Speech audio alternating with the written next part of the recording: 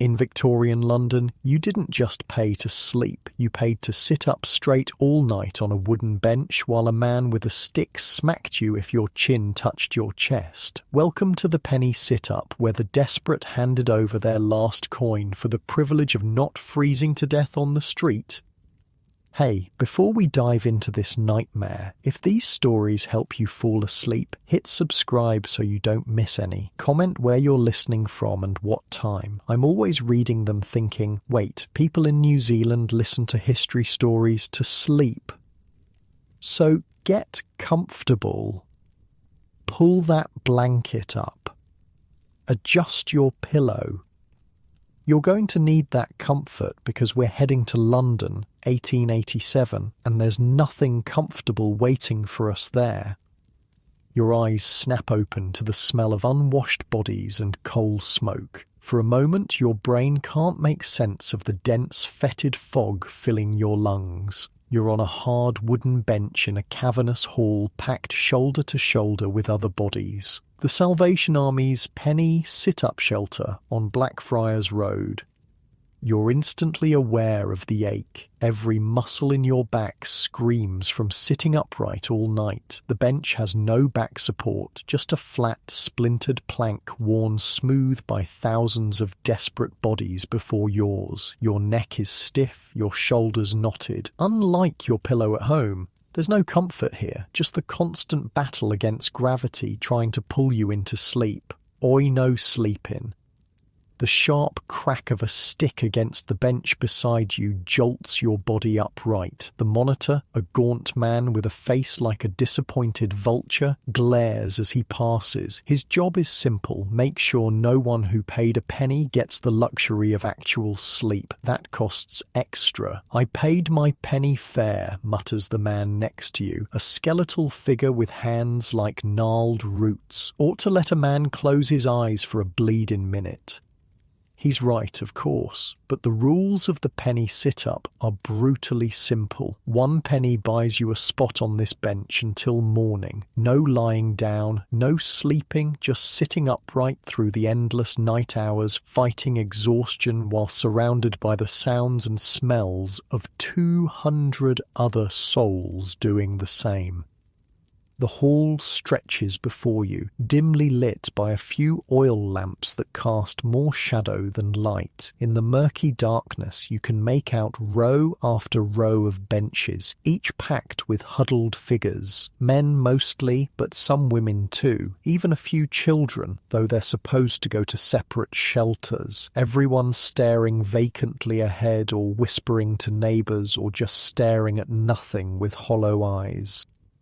First time? The man on your other side leans in. His breath smells of gin and rotting teeth, but his eyes are surprisingly kind. You can tell he wasn't born to this life. There's something about the way he holds himself, like he remembers being someone else once. You'll get used to it. Name's William. Used to be a clerk before the cough took me job. He demonstrates with a hacking wheeze that sounds like furniture breaking inside his chest. Been on the streets 3 years now. How do you survive, you ask, genuinely curious. William snorts. Survive? This ain't living, friend. This is just not dying. He gestures around the room. Look at us. London's finest collection of human refuse.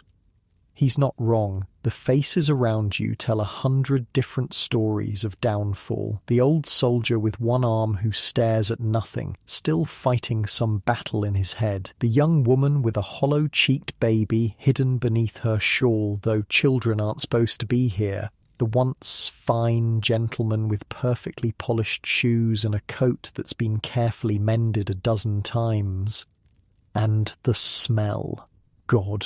The smell. It hits you in waves. Unwashed bodies, damp wool, the sickly sweet odour of disease, the sharp tang of urine from the overflowing bucket in the corner. No one has bathed in weeks. Some haven't bathed in years. In the winter, the Thames freezes and the public baths close. Even in summer, a bath costs money that's better spent on food. You've got to understand the hierarchy, William continues, warming to his audience. Penny sit-up is the bottom rung. Next up is the 2-penny hangover, where you get a rope to lean on. Proper luxury, that is. His sarcasm is as thick as the air. Then there's the 4-penny coffin, actual wooden box to sleep in, practically a palace. And you? Where do you usually sleep, you ask? William's face darkens. Whatever I can afford. Some nights, it's the streets, under a bridge if I'm lucky, doorway if I'm not. Those nights, the crushers, police, they'll move you on every hour, can't stop moving, or they'll run you in for vagrancy. So you just walk all night. Unless you want to end up in the workhouse. He spits the word like it's poison. I'd rather die in a ditch than go to the workhouse. The workhouse. The mere mention sends a ripple of tension through those nearby. Victorian England's solution to poverty, a prison for the crime of being poor. Work breaking stones or picking oakum until your fingers bleed, separated from your family, eating slop that pigs would refuse, sleeping on straw infested with lice. Last winter, William says, voice dropping, there was a woman outside Covent Garden. Crusher told her to move along. She had nowhere to go, see? Newborn baby with her, temperature well below freezing. They found her in the morning, frozen solid on a doorstep in 7 Dials, baby too. The silence that follows feels thick enough to cut, not because the story is shocking, everyone here has a similar tale, but because of the collective, unspoken acknowledgement that could be any of us tomorrow. Your stomach cramps painfully, a reminder that you haven't eaten since yesterday morning, a half-rotten potato and some scraps from behind the butcher's shop on Fleet Street. Your mouth waters at the memory. Food comes at 5, William says, noticing your discomfort. Bread and tea, barely enough to keep a bird alive, but it's something. If you get it, mutters a voice from behind. Run out quick, they do. You turn to see a boy who can't be more than 14, though his eyes belong to someone much older. Street children are everywhere in London, orphaned, abandoned, or simply lost in the city's vast maze. Some have never known any other life. What happens at morning, you ask, realising you don't know the procedure. They kick us out at 6, William answers. Back onto the streets. Most will head to the docks or Covent Garden, try to pick up work. Strong backs can earn a few pennies unloading ships or carrying crates. Rest of us. He trails off with a shrug. Beg, steal, whatever it takes. The monitor passes again, stick tapping rhythmically against his leg. His eyes scan the benches for anyone succumbing to sleep. Finding none, he moves on, but the message is clear. Rest is not allowed. What's his story, you ask, nodding toward the monitor once he's safely past. William chuckles darkly. Harris? Used to be one of us. Got the job last winter, sleeps in a proper bed now, in a room upstairs, gets 3 meals a day and 6 shillings a week. For that, he'd beat his own mother if she nodded off. You understand the bitterness in his voice. When survival is this desperate, betrayal comes cheap. The hours crawl by. Your back screams for relief. Your eyelids feel like they're weighted with lead. Every few minutes someone is prodded awake with a sharp jab. Occasionally an argument breaks out over space, over a stolen cap, over nothing at all. The tensions of poverty boil over in small vicious eruptions. This lot's civilised, William comments after 2 men are separated before their shoving match can become something worse. You should see the place on Doggett Street. Knife comes out every night there. A hacking cough erupts from somewhere in the room, a deep, wet sound that speaks of consumption. Tuberculosis. The deadly disease spreads like wildfire through places like this. You instinctively hold your breath, though you know it's futile. If the disease is in this room, chances are you've already been exposed. Girl died right where you're sitting last month, William says casually. Coughed blood all over, then just keeled over. They dragged her out the back. No family, so parish burial, pauper's grave. He says this without emotion, just stating facts. Death is too common here to warrant special notice. Around 2 a.m, the door bangs open, letting in a blast of frigid air. 2 men stumble in, supporting a third whose face is a mask of blood. The injured man's eye is swollen shut, his lips split. Got jumped, one of the supporters explains to no one in particular. 3 toffs out larking, took his boots. Again, there's that collective lack of surprise. Violence is just another hazard of life on the streets, as common as hunger and cold. The wealthy youth of London sometimes make sport of attacking the homeless, easy targets who can't fight back or report the crime. Could have been worse, William says quietly. Last summer, some rich boys set a sleeper on fire under the arches at Charing Cross. Thought it was a grand joke. Your stomach knots at the casual cruelty. In your comfortable bed at home, such stories would seem like fiction, too horrible to be real. Here, they're just Tuesday. The injured man is settled on a bench. No medical attention is offered. He'll live or he won't. Why do they hate us so much, you chaksish? He's genuinely puzzled. William considers this. They don't see us as people. We're like rats to them. Vermin. Problem to be solved. He shifts on the hard bench. Read in the paper last week some doctor suggesting they should round us all up, ship us to Australia like they used to do with convicts, clean up the streets. But we haven't done anything wrong, you protest. The old man gives you a look that's half pity, half amusement. Being poor is the worst crime in England, friend. Always has been. The night inches forward. A clock somewhere strikes 3. The hall has settled into a restless collective discomfort. Bodies shift on hard benches. Coughs and snores punctuate the gloom. The monitor has retreated to a chair by the door, half asleep himself now, but still occasionally rousing to make his rounds. You find yourself nodding off despite your best efforts. Your chin drops to your chest, and for a blessed moment sleep begins to take you. Then a sharp pain in your ribs. William has elbowed you awake. Harris is coming, he whispers urgently. Look alive. You jerk upright just as the monitor passes. He gives you a suspicious look but moves on. Thanks, you murmur. William nods. We look out for each other, or try to. It strikes you that despite the misery, there's a community here. The lowest rung of London society has its own rules, its own codes of conduct. Help when you can. Share what little you have. Watch each other's backs. The man with the bloody face is now snoring softly, his injuries already crusting over. Someone has given him a cap to replace the one he lost in the attack. A woman 2 benches over is quietly sharing something wrapped in newspaper, some kind of food, with the boy who spoke earlier. These small kindnesses seem almost miraculous in a place defined by deprivation. Most folks would be surprised, William says, following your gaze. Think we're all thieves and cutthroats down here. Some are, mind, but most just ordinary people who ran out of luck. What was your bad luck, you ask?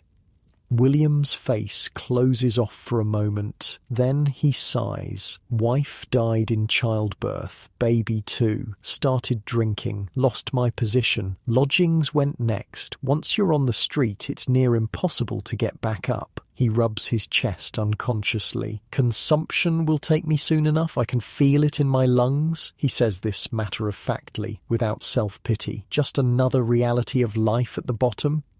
A disturbance near the door draws your attention. A new arrival, a woman, clearly drunk, being turned away by the night porter. The penny sit-ups have strict rules about intoxication. The woman's slurred protests fade as she's pushed back out into the night. She'll freeze, you say, troubled. Maybe, William agrees. Maybe not. Gin keeps you warm for a while at least. Kills the hunger too. Another hour passes. The hall has grown colder as the night deepens. London winters are damp, the cold seeping into your bones in a way that seems impossible to escape. Your thin clothes do little to keep it at bay. Your feet in worn boots with holes in the soles, lost feeling hours ago. Around you, people have developed strategies for dealing with the prohibition on sleep. Some stare fixedly at a spot on the wall in a kind of waking trance. Others engage in whispered conversations that require just enough attention to keep them alert. Some simply endure, fighting their body's desperate need for rest moment by moment. Does it get easier, you ask William, getting by on no sleep? He shakes his head. Never gets easier. Just get used to it. Body learns to take sleep in little bits. 5 minutes here, 10 there. Not proper rest, but it keeps you going. A child cries somewhere in the hall, quickly hushed by its mother. Children aren't supposed to be here. There are separate facilities for women with children, but the family shelters fill up fast and nobody wants to turn away a child on a freezing night. The monitors pretend not to notice as long as the children are quiet. Worst part isn't the not sleeping, William continues. It's what it does to your mind after a while. Start seeing things that ain't there, hearing voices. Hallucinations, you supply. Fancy word for going mad, he says with a grim smile. Seen it happen plenty. Man starts talking to people who aren't there. Next thing, he's in Bedlam. Bedlam, the Bethlehem Royal Hospital, London's infamous asylum. Another fate worse than death. The air in the hall has grown thicker, harder to breathe. Hundreds of bodies in an enclosed space with poor ventilation. The few windows are sealed against the cold, trapping the miasma of human misery inside. Your lungs labour with each breath. Unlike your warm bed at home, with clean sheets and fluffy pillows, there's no escape from the physical reality of poverty here. It's in every painful breath, every aching muscle, every rumble of your empty stomach. It's in the constant proximity of others. No privacy, no personal space, just the collective struggle to survive one more night. The clock strikes 4. 2 more hours until release. Your body feels like it's been beaten, every joint stiff, every muscle screaming. But there's a strange solidarity in the shared discomfort. No one here is suffering alone. Tell me something good, you say suddenly to William. Something from before. He looks surprised by the request, then thoughtful. Used to take my wife to Regent's Park on Sundays, he says finally. She loved the flowers, always said she wanted a garden of her own someday. His weathered face softens at the memory. Her name was Mary, prettiest girl in Cheapside. For a moment, you can almost see it. William, as a younger man, walking arm in arm with his wife through a sunlit park, their future still bright with possibility, before consumption and childbirth and poverty rewrote their story. What about you? He asks. What did you lose? The question catches you off guard. You begin, but William interrupts with a raised hand. Don't matter. We all had something once. That's what haunts us at night, the remembering. A bell rings suddenly, startling you. People begin to stir more actively, a current of anticipation running through the hall. Breakfast, William explains, such as it is. 2 Salvation Army workers appear with large metal pots and begin moving down the rows. Each person receives a tin cup of thin tea and a small piece of bread. The tea is lukewarm and tastes faintly of metal, but it's wet and contains a hint of sugar. The bread is stale, but edible. For many, it will be their only food today. You accept your portion gratefully. Around you, people fall on the meagre provisions with varying degrees of dignity. Some tear at the bread like animals, while others break it carefully into small pieces, making it last. Eat slow, William advises. Fools gulp it down, then their stomachs cramp something fierce. You follow his advice, savouring each small bite of bread, each sip of weak tea. It's barely enough to take the edge off your hunger, but it's something.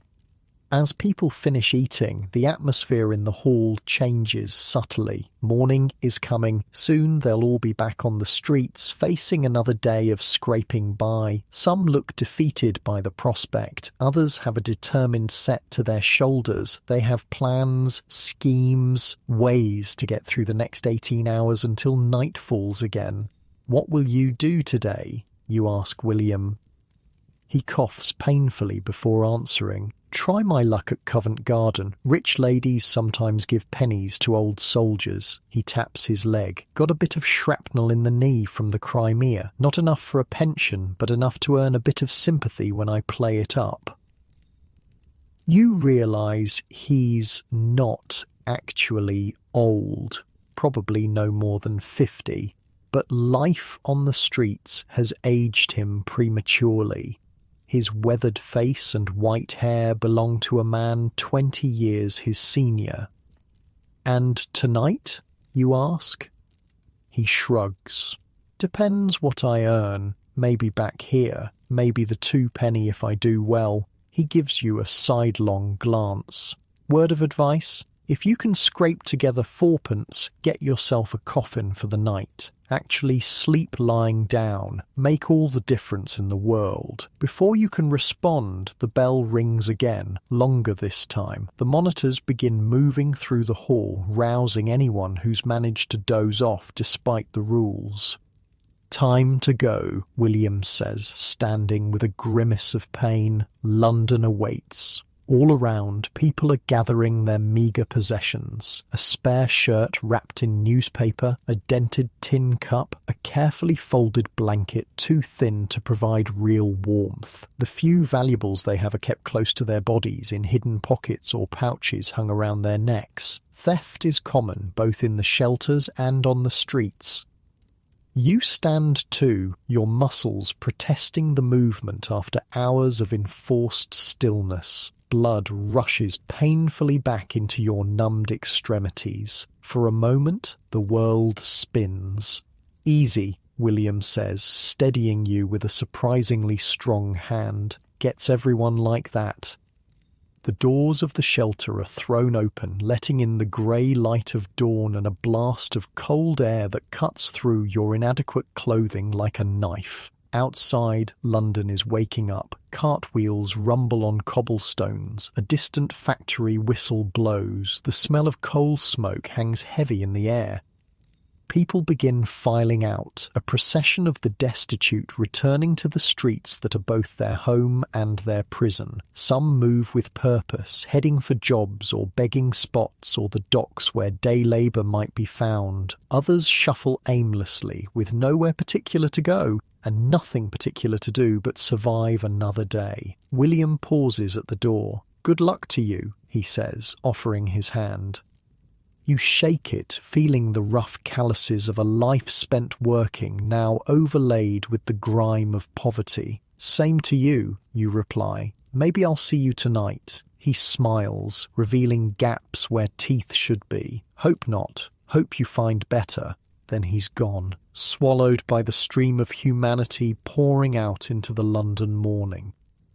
You follow, stepping onto the street. The cold hits you anew, seeping through the thin soles of your boots. Your stomach already cramps with returning hunger. The day stretches ahead, long and uncertain, but you're alive. You survived the night. In Victorian London, for the homeless, that's sometimes victory enough.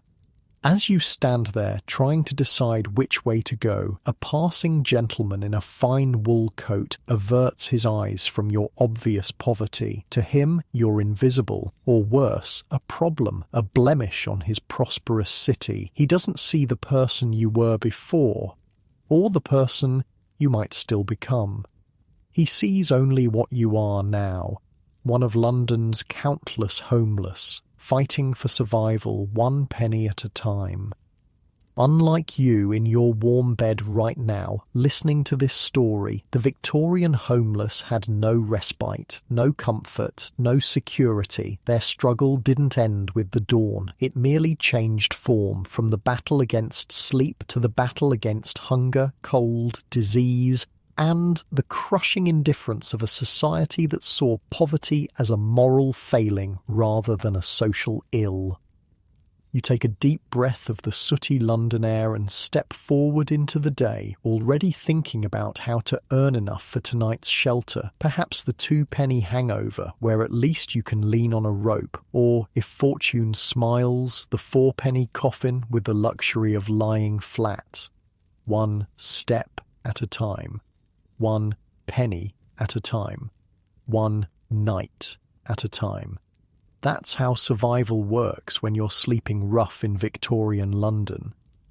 You stumble away from the penny sit-up with William's advice ringing in your ears. The streets of London are already teeming with life despite the early hour. Carts rumble by laden with goods, street vendors call out their wares, and factory workers trudge to their 14-hour shifts. And everywhere, the invisible army of the homeless weaves through it all. Your stomach cramps fiercely. The tea and stale bread from breakfast are long gone, burned up by your body's desperate need for fuel. You need to earn some coins today, or you'll be sleeping under a bridge tonight. Oi you, a burly man loading crates outside a warehouse beckons you over. Need a pair of hands for the morning, 6pence for 4 hours. 6pence. That's enough for food and a better shelter tonight. You nod eagerly, and soon you're hefting wooden crates that smell of tea and spices. Each one weighs more than seems possible, and by the second hour, your arms are trembling. But you keep going. 6pence means a 2-penny hangover tonight instead of the sit-up. It means actually being able to lean on something and maybe, just maybe, get some real sleep. The work finishes just past noon. The foreman flips you a 6pence, which you catch and tuck quickly into a secret pocket you've sewn into your waistband. In Victorian London, showing money is an invitation to theft. You find a street vendor selling pea soup from a cart. "Penny a bowl," the woman says, eyeing your ragged clothes suspiciously.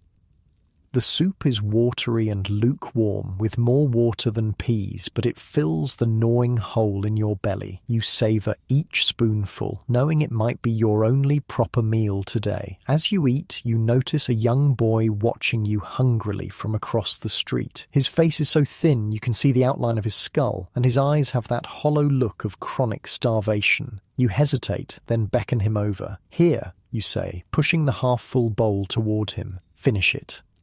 He doesn't speak, just snatches the bowl and gulps down the remaining soup so fast you worry he'll choke. When he's done, he wipes his mouth with a grimy sleeve and gives you a nod before disappearing into the crowd. That small act of kindness leaves you oddly warmed despite the biting cold.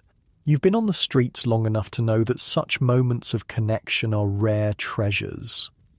The afternoon stretches before you. With food in your belly and money for tonight's shelter, you allow yourself to simply walk, observing the city around you. London is a place of stark contrasts. Fine carriages roll past children in rags. Shop windows display luxuries, while beggars huddle in doorways.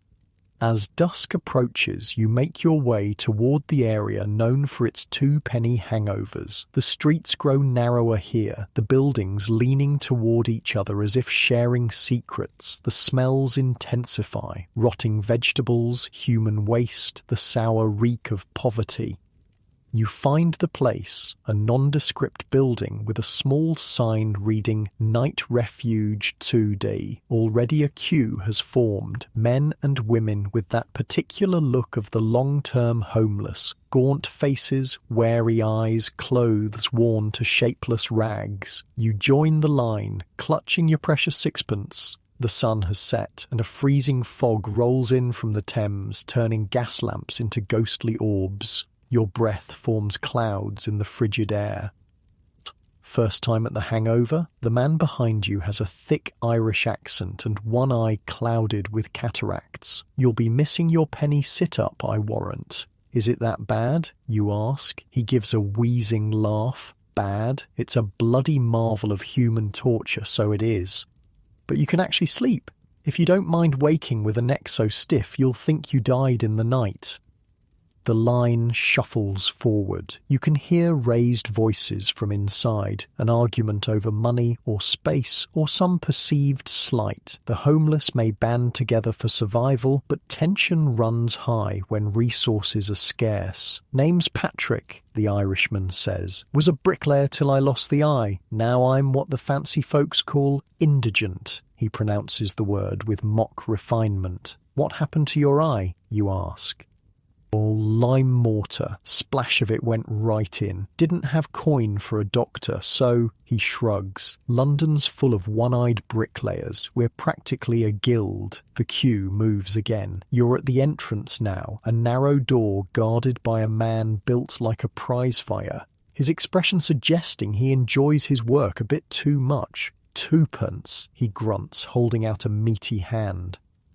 You drop the coins into his palm and he jerks his head toward the interior. "Through there. Find a space. No fighting, no stealing, no pissing on the floor. Break the rules, you're out on your arse with no refund." The room beyond is long and narrow, lit by a few smoky lanterns that do more to create shadows than dispel them. Along both walls run wooden benches, and stretched in front of each bench is a thick rope held about 3 feet off the ground by metal posts.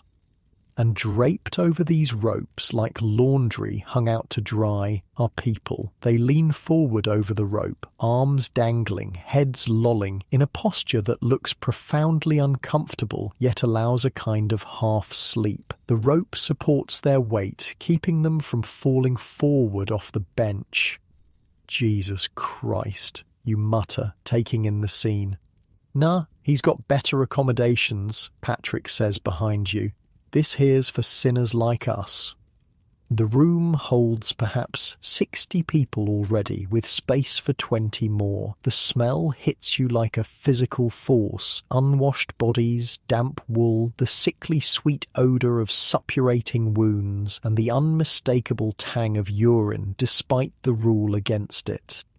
You find an empty spot on a bench and gingerly take your place. The wooden seat is hard and cold, worn smooth by countless bodies before yours. The rope in front of you is surprisingly rough, made of hemp that scratches your hands when you grip it. Trick is to get your weight just right, Patrick advises, taking the spot next to you. Too far forward, the rope cuts into you. Too far back, you'll fall off when you doze. You adjust your position, trying to find that precarious balance. Around you, others are doing the same, or have already found it and hang suspended in that strange half-sleep, heads drooping over the rope. A woman across from you catches your eye. She's older, with grey hair, escaping from beneath a tattered bonnet. Despite her obvious poverty, there's a dignity to her posture, a refusal to be completely broken by circumstances. "First hangover?" she asks, noticing your awkward adjustments. You nod. "Put your wrists over first, then let your head drop," she demonstrates, her thin arms draped over the rope, hands dangling. Spreads the pressure, otherwise you'll have a rope burn across your chest come morning. You follow her advice and find it does help. "Thank you." "Martha," she introduces herself, "former lady's maid to a duchess, now lady's maid to this fine establishment." Her dry humour is unexpected.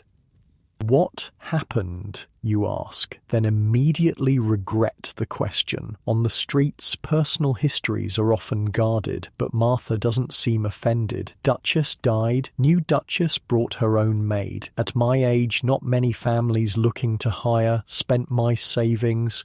Here I am." She says this matter-of-factly, without self-pity. "You?" Before you can answer, a commotion erupts at the far end of the room. 2 men are arguing, their voices rising sharply above the general murmur. "That's my spot, been sitting there every night this month," one shouts. "Don't see your name on it," the other sneers. "Move along, Grandad." The first man, indeed elderly, stands his ground. "I'm not moving. You can find another spot." The second man, younger and clearly stronger, smiles unpleasantly. "Well then." What happens next is brutally quick. The younger man shoves the older one hard. The elderly man stumbles backward, loses his balance and falls heavily. There's a sickening crack as his head hits the floor. For a moment, the entire room goes silent. Then the elderly man groans, a hand going to his bloodied head. The guard who took your money appears, alerted by the noise. He takes in the scene with practiced indifference. "Both of you out," he says flatly. "But he pushed me," the elderly man protests weakly from the floor. "Don't care. No fighting. Rules are rules." The younger man smirks, but his triumph is short-lived. "You too," the guard says to him. "Out." "I paid my tuppence," the young man protests. The guard steps closer, using his considerable bulk as a threat. "Want to make it harder than it needs to be?" The young man glares but backs down. He stalks toward the door, kicking over a small bundle that presumably belongs to the elderly man. Two other residents help the elderly man to his feet. Blood trickles from a cut on his scalp, but head wounds always bleed dramatically. He'll likely be fine, physically at least, but he's lost his shelter for the night, and at his age, a night on the streets in winter could be a death sentence. As they help him to the door, the elderly man looks around the room, his eyes finding yours for a brief moment. The naked despair in them strikes you like a physical blow. This is what it means to be homeless in Victorian London. Complete vulnerability, with no recourse, no protection, no justice.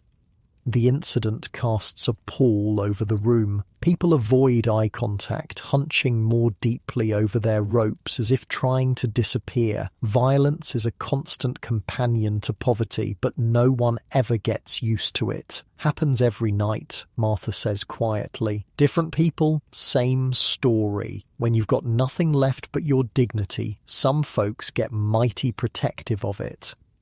Your position on the rope is growing increasingly uncomfortable. The hemp digs into your wrists and chest. Your back aches from the unnatural posture. And yet, incredibly, people around you are managing to sleep this way. Their breathing deepens, occasionally punctuated by snores or muttered words from dreams.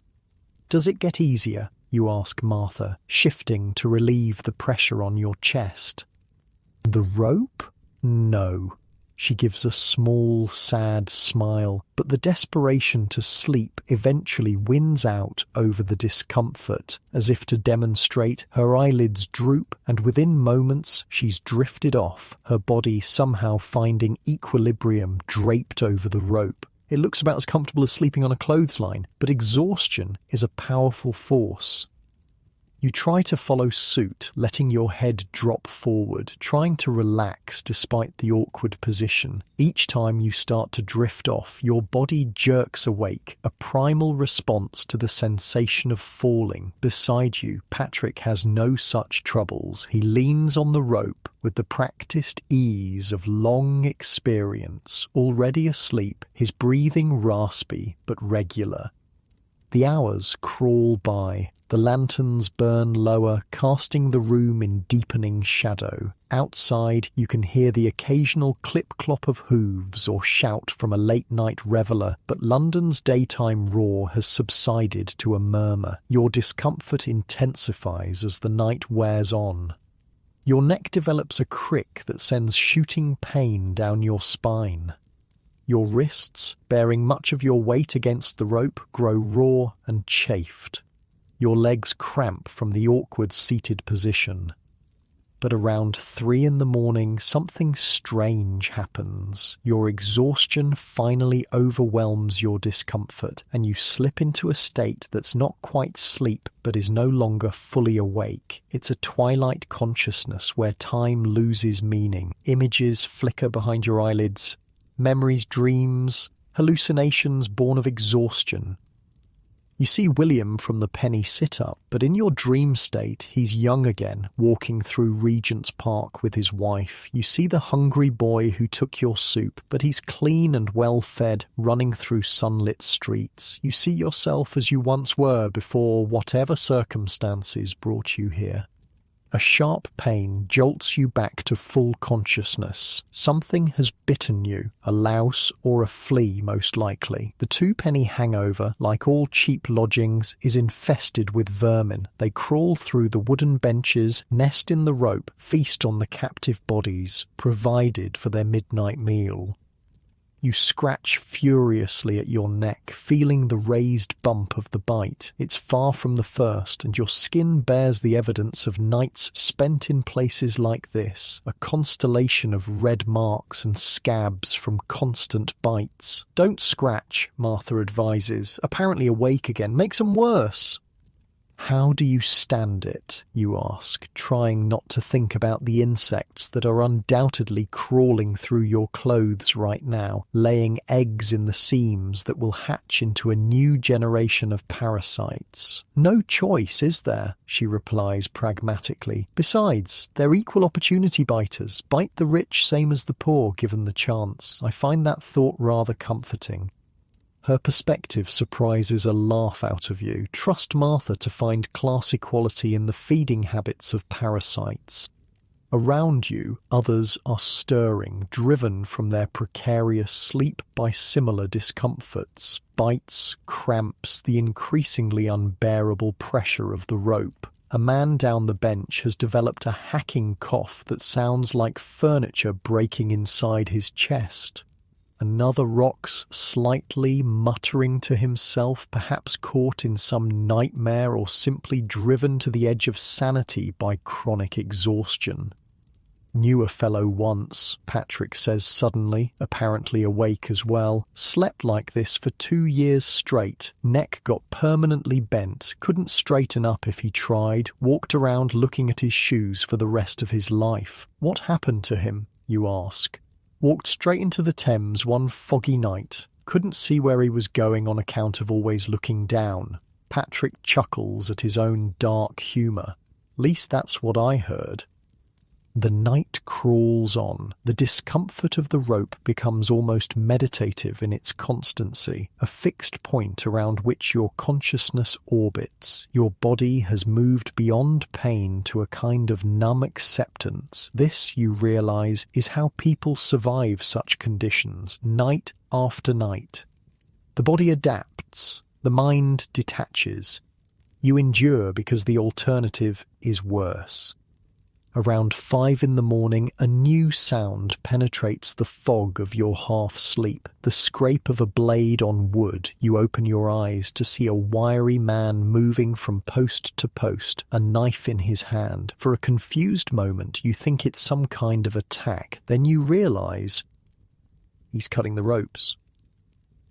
"Morning call," Patrick mutters beside you. "Brace yourself." Before you can process his warning, the man reaches the rope you're leaning on. With a quick slash, he severs it. Suddenly deprived of its support, your upper body pitches forward violently. Only a desperate grabbing at the bench keeps you from sprawling face first onto the floor. All around, people are falling or catching themselves, a chorus of curses and groans filling the air. It's a brutal way to wake, but effective. Within moments, everyone is upright, bleary-eyed but undeniably awake. "Out everybody out," the knife wielder shouts, moving through the room. "New day, new penny. Out you go." People begin gathering their meagre possessions. A spare shirt wrapped in newspaper, a dented tin cup, a carefully folded blanket too thin to provide real warmth. The few valuables they have are checked to ensure they weren't stolen in the night. Bloody hell, you mutter, rubbing your neck. It feels like it's been broken and poorly reset. Your wrists bear angry red welts from the rope, and every muscle in your back screams in protest as you stand. Told you you'd miss your penny sit-up, Patrick says with grim amusement, though I reckon you actually got some sleep, which is more than you can say for those poor bastards. He has a point. Despite the discomfort, you did manage some fractured sleep, certainly more than would have been possible sitting upright on a bench all night. Martha is already on her feet, adjusting her bonnet with dignity that seems out of place in these squalid surroundings. "Off to try for work at the laundry," she says. "They sometimes need extra hands on Wednesdays." "Good luck," you tell her sincerely. She gives you a small nod. "You as well. Perhaps see you tonight." "Not if I can help it," you reply, echoing William's words from yesterday. "Hope you find better." She smiles at that, a genuine smile that transforms her tired face. Hope springs eternal, even in the two-penny hangover. With that, she joins the shuffling line heading for the door, out into the pre-dawn darkness of London. You follow, your body a catalogue of new pains, your neck can barely turn, your back feels permanently bent, your wrists are raw, and yet you're better off than many. You slept after a fashion, you have a few pennies left for food, you're alive to face another day. Outside, the city is still wrapped in darkness, but the first hints of activity are stirring. Night soil men finishing their rounds, collecting human waste from cesspits, bakers firing up ovens for the day's bread, factory workers trudging to shifts that begin at ungodly hours. And everywhere, the homeless, emerging from shelters like yours, from doorways and arches, from wherever they found a few hours' respite from London's dangerous streets. Patrick gives you a nod of farewell before limping off toward the docks. You wonder what work a one-eyed man can find there, but survival breeds resourcefulness. Perhaps he knows a foreman or has some skill that outweighs his disability. You stretch, trying to work the knots out of your abused muscles. The two-penny hangover was a unique form of misery, but you can see why it's popular despite the discomfort. Sleep, even compromised sleep, is a precious commodity when you're homeless. A group of well-dressed young men stumbles past, clearly ending their night rather than beginning their day. They're drunk and loud, returning from some gentleman's club or late-night entertainment. One of them spots your ragged clothes and rope-burnt wrists. "I say, Jenkins, look at this specimen," he calls to his friend. "Must be fresh from the two-penny doss house." His companions laugh as if he said something terribly witty. One of them tosses a penny at your feet. "There you are, old chap. Start saving for a proper bed." More laughter as they continue on their way. Your existence nothing more than a momentary amusement in their privileged lives. You pick up the penny, pride is a luxury you can't afford, and pocket it, 1/3 of the way to tonight's hangover or half of a bowl of soup. In the economy of survival, every penny counts.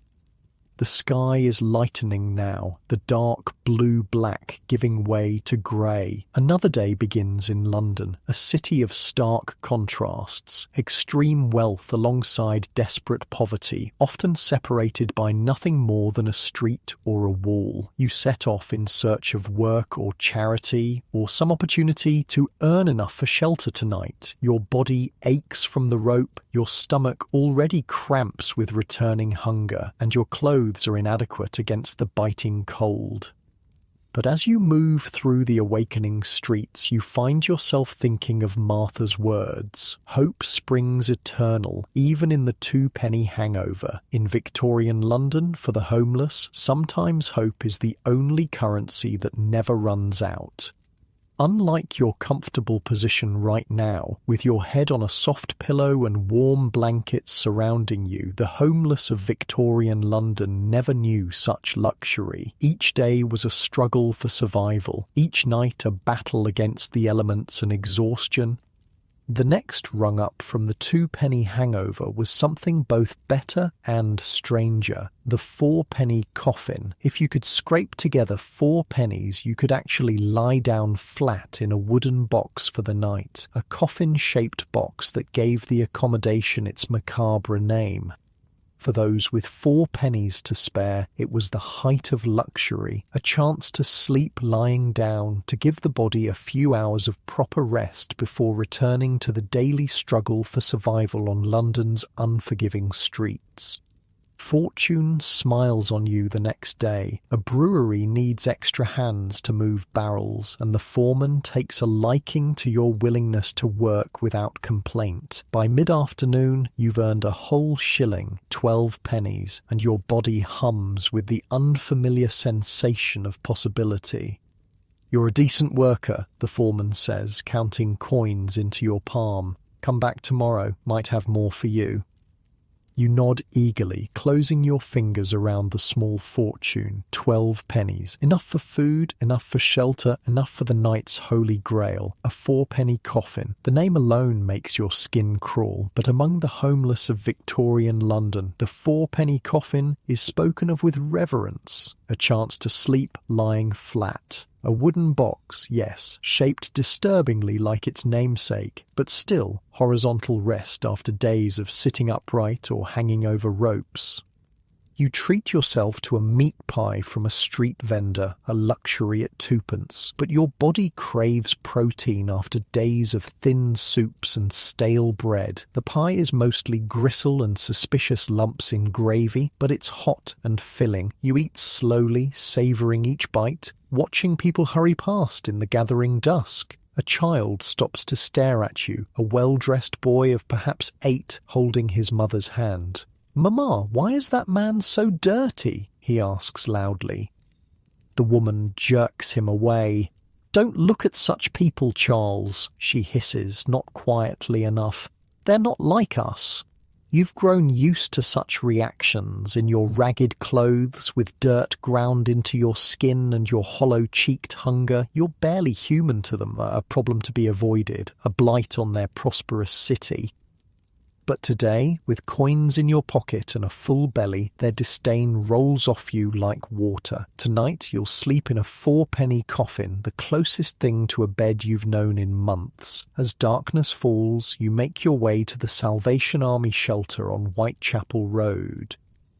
This one's different from the penny sit-up or the 2-penny hangover. It costs more, but offers what passes for luxury among London's homeless, the infamous coffin beds.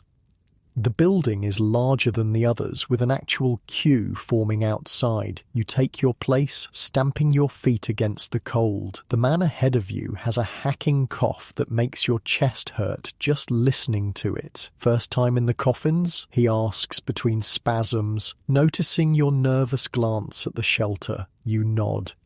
"Oh, lucky bastard," he says without rancour. "Been trying to save up for weeks. Always end up spending it on food instead." He pats his concave stomach ruefully. "Someday." The queue shuffles forward. At the door, a stern-faced woman in a Salvation Army bonnet takes your 4 pennies, scrutinising them as if suspecting counterfeits, before nodding you through. Straight ahead, second door. No smoking, no drinking, no fighting, out by 6 sharp. The corridor beyond is narrow and dim, lit by gas lamps turned low to save fuel. The floor creaks beneath your feet, wooden boards worn smooth by countless footsteps. The second door stands open, revealing the sleeping hall beyond. You stop dead in the doorway, taking in the sight.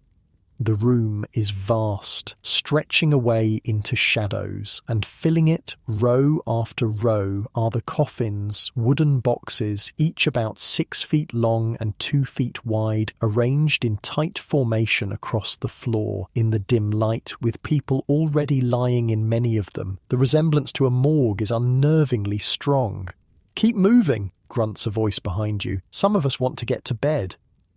You step inside, moving cautiously between the rows. Each box is identical. raw wood, unvarnished, with a thin layer of straw at the bottom, no pillow, no blanket, though some occupants have their own ragged coverings clutched around them. Near the centre, you spot an empty coffin and make your way toward it. The wooden sides rise about 8 inches above the floor, just enough to create the unsettling coffin-like appearance, but low enough to step over easily.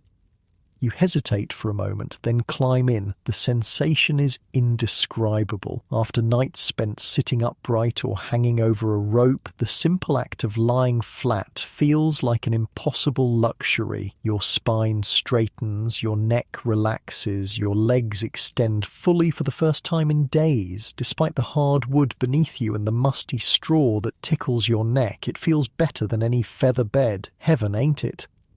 You turn your head to find William, the old man from the penny sit-up, lying in the coffin beside yours. His weathered face splits in a gap-toothed grin at your surprise. "William, what are you doing here?" "Got lucky," he says. "Woman gave me 6pence for helping with her marketing. Straight here I came." He shifts slightly, wincing, though these old bones find even the coffins a bit hard these days. "Still better than the hangover," you reply, thinking of the rope-burned welts on your wrists. "God's truth," he agrees fervently. "Did the hangover last night then?" You nod, settling into your coffin. The straw crackles beneath you, releasing a musty smell that mingles with the ever-present odours of unwashed bodies and damp wool that permeate all homeless shelters. "How'd you find it?" William asks. "Brutal," you admit. "Got some sleep, but woke up feeling like my neck was broken." He chuckles. "Try doing it with consumption. Spent half the night coughing myself awake, other half trying not to fall on my face when the coughs hit." Around you, the room fills as more people are admitted. Soon, nearly every coffin is occupied. Men mostly, but some women too, and even a few children who should be in separate facilities but have nowhere else to go. The coffins are placed so close together that you could reach out and touch the people on either side of you. There's no privacy, no personal space, just a sea of humanity packed together like goods in a warehouse. "Bit crowded," you observe. William snorts. "Been in workhouses where they packed us tighter, 6 to a bed there, and not everyone alive by morning." The casual reference to death sends a chill through you. William speaks of it with the fatalism of someone who's seen too much of it to be shocked anymore. A bell rings, and the stern woman from the entrance appears at the far end of the room. "Lights out in 5 minutes, she announces. "Anyone found smoking after lights out will be expelled. Anyone found with alcohol will be expelled. Anyone fighting will be expelled and reported to the police." Her gaze sweeps the room, lingering on known troublemakers before she withdraws. Immediately, there's a flurry of activity as people take their last opportunity to move around, visiting the crude toilet facilities in the corner, arranging their few possessions, settling debts or grievances before darkness falls. "She means it too," William says. "Saw her throw out a man with no legs last winter. Crawled out on his hands, he did, right into a snowstorm." "For smoking?"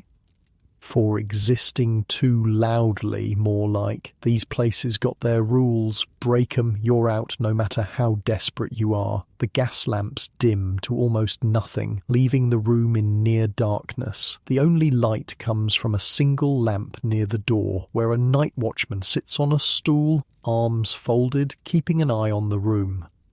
In the sudden quiet, 100 different sounds emerge. Coughing, snoring, the rustle of straw as people shift position, whispered conversations, a child whimpering somewhere in the darkness. The symphony of human misery played nightly in shelters across London. But there's something else too. An undercurrent that surprises you.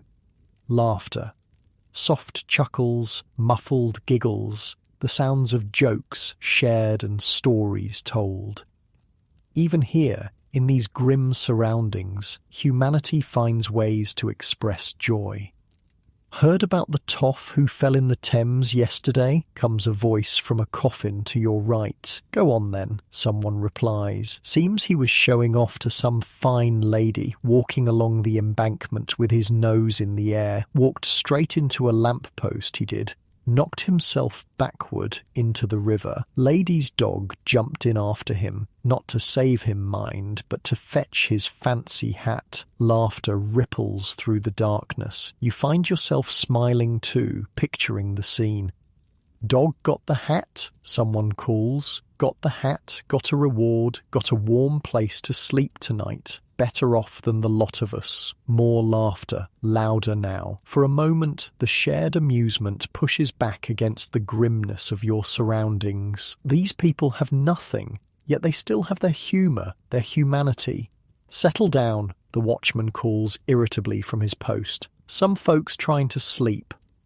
The laughter subsides, but a warmth remains. You feel it spreading through your chest, a sense of connection, of community. For all its horrors, there's something about shared hardship that binds people together. William shifts beside you, coughing softly. Say what you will about these coffins, but at least the company's decent. You murmur agreement, feeling yourself begin to drift towards sleep. Your body aches from the day's labour, but it's a productive ache, not the bone-deep misery of hanging over a rope all night. The hard wood beneath you seems to soften as exhaustion takes hold. Somewhere in the darkness, a man begins to snore, a rhythmic soaring sound that rises and falls like waves. Someone else mutters in their sleep, fighting battles in dreams that can't be much worse than their waking reality. Your own consciousness begins to slip away, pulled down by the simple luxury of lying flat. But just before sleep takes you completely, a commotion breaks out near the door. "Please," a woman's voice, desperate and breathless. "My child is sick. We've nowhere else to go." "Rules are rules," comes the watchman's implacable response. "No admittance after hours. Come back tomorrow." "She won't last till tomorrow," the woman's voice breaks. "She's burning with fever. Please, I have money. 4p for me, 4p for her. Not my decision. Rules are rules." There's a sound like a sob, quickly stifled, then silence, and the soft click of the door closing. Around you, people stir restlessly, disturbed by the exchange. No one speaks, but you can feel the collective tension, the shared knowledge that each of them is one misfortune away from being that woman, turned away when most desperate. "She'll try the hospital next," William whispers. "Won't take her either, not without proper references. Poor kid." The casual brutality of it hits you anew. In Victorian London, even a sick child is just another problem to be managed, another body to be kept out of sight. But before the thought can fully form, exhaustion claims you. Sleep comes in a rush, pulling you down into blessed unconsciousness.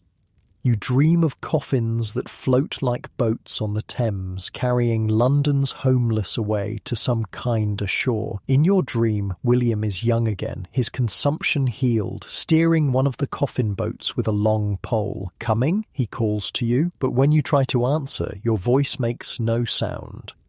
You wake sometime in the dead of night, momentarily disoriented. The room is dark and filled with the sounds of sleeping humanity. It takes a moment to remember where you are. The 4p coffin, the closest thing to a bed you've known in months.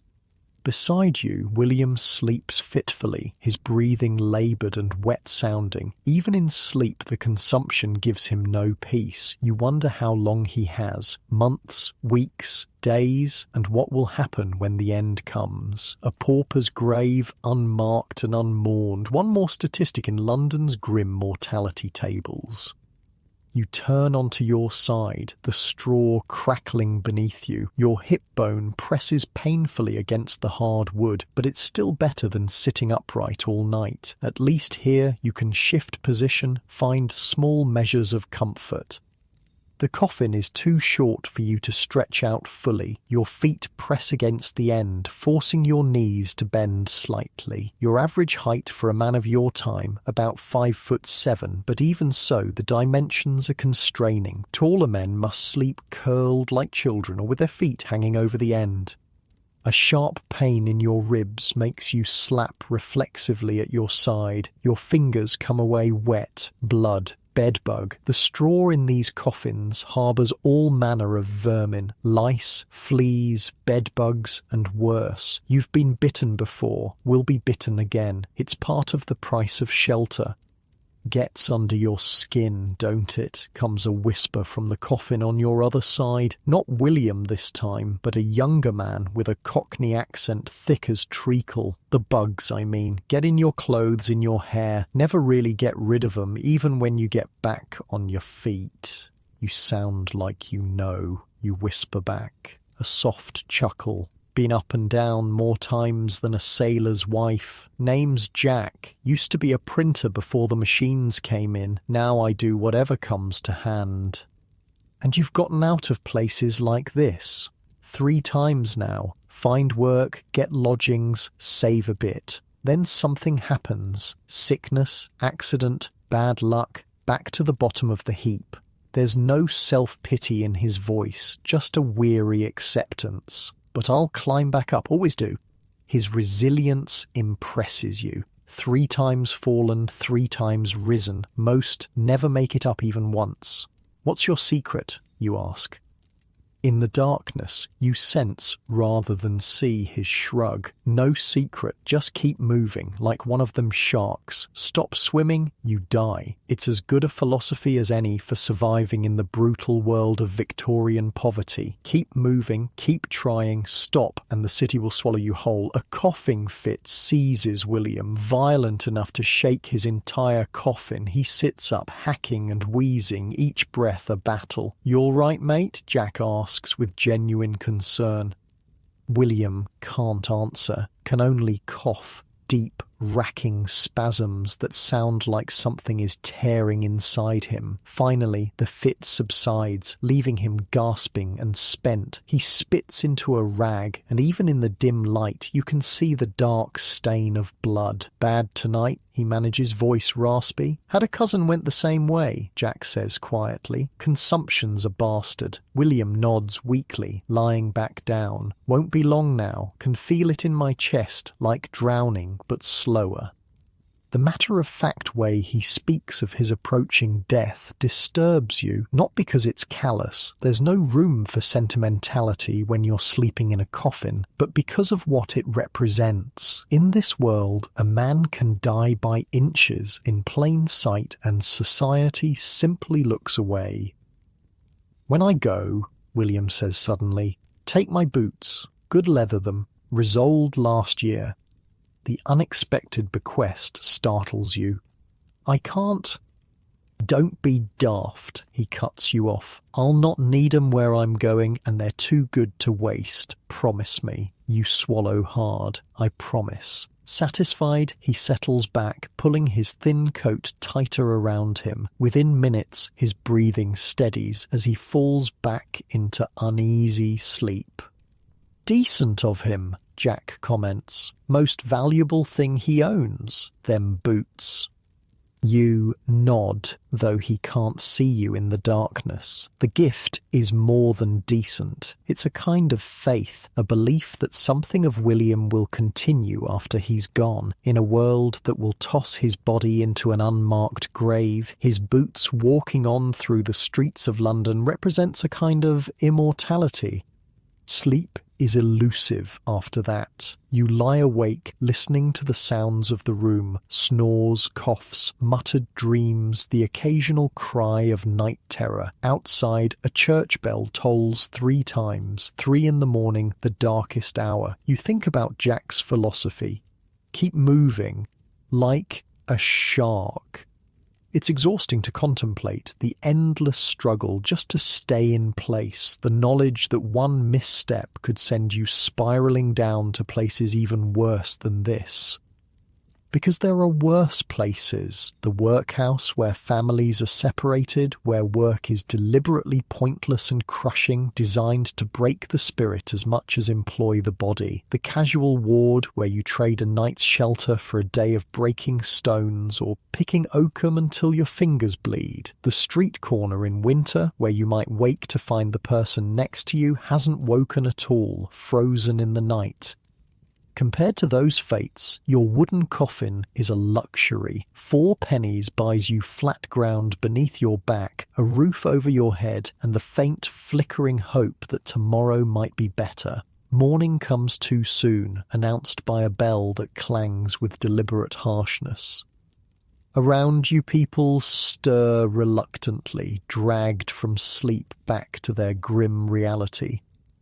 Out in 15 minutes, calls the day watchman, a different man from the night before, but with the same implacable authority. Anyone still here at 1:15 gets reported for vagrancy. The threat is not idle. Vagrancy laws in Victorian England are harsh, designed to criminalise the condition of being homeless rather than address its causes. A charge of vagrancy can mean prison or the workhouse, both considered worse than death by many on the streets.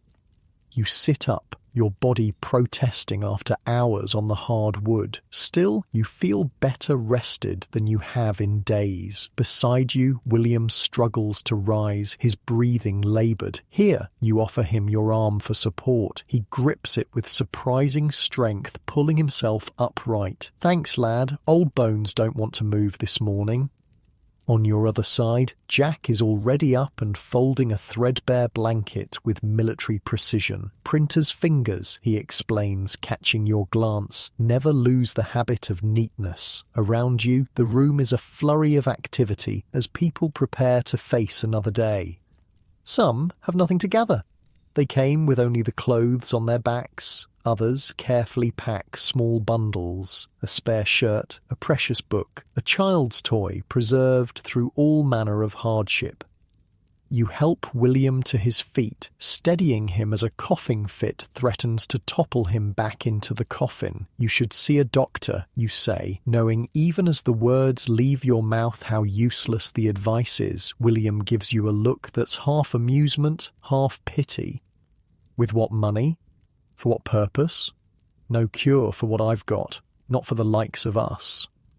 He's right, of course. Medical care for the poor in Victorian London is virtually non-existent. Hospitals require recommendations and often payment. Doctors won't treat those who can't pay. For the homeless, illness is simply one more burden to bear until it eventually kills them.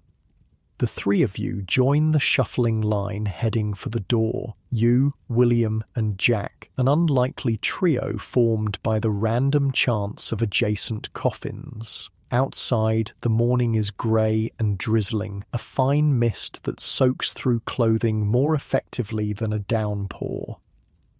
Off to try the docks, Jack announces. Always need strong backs there.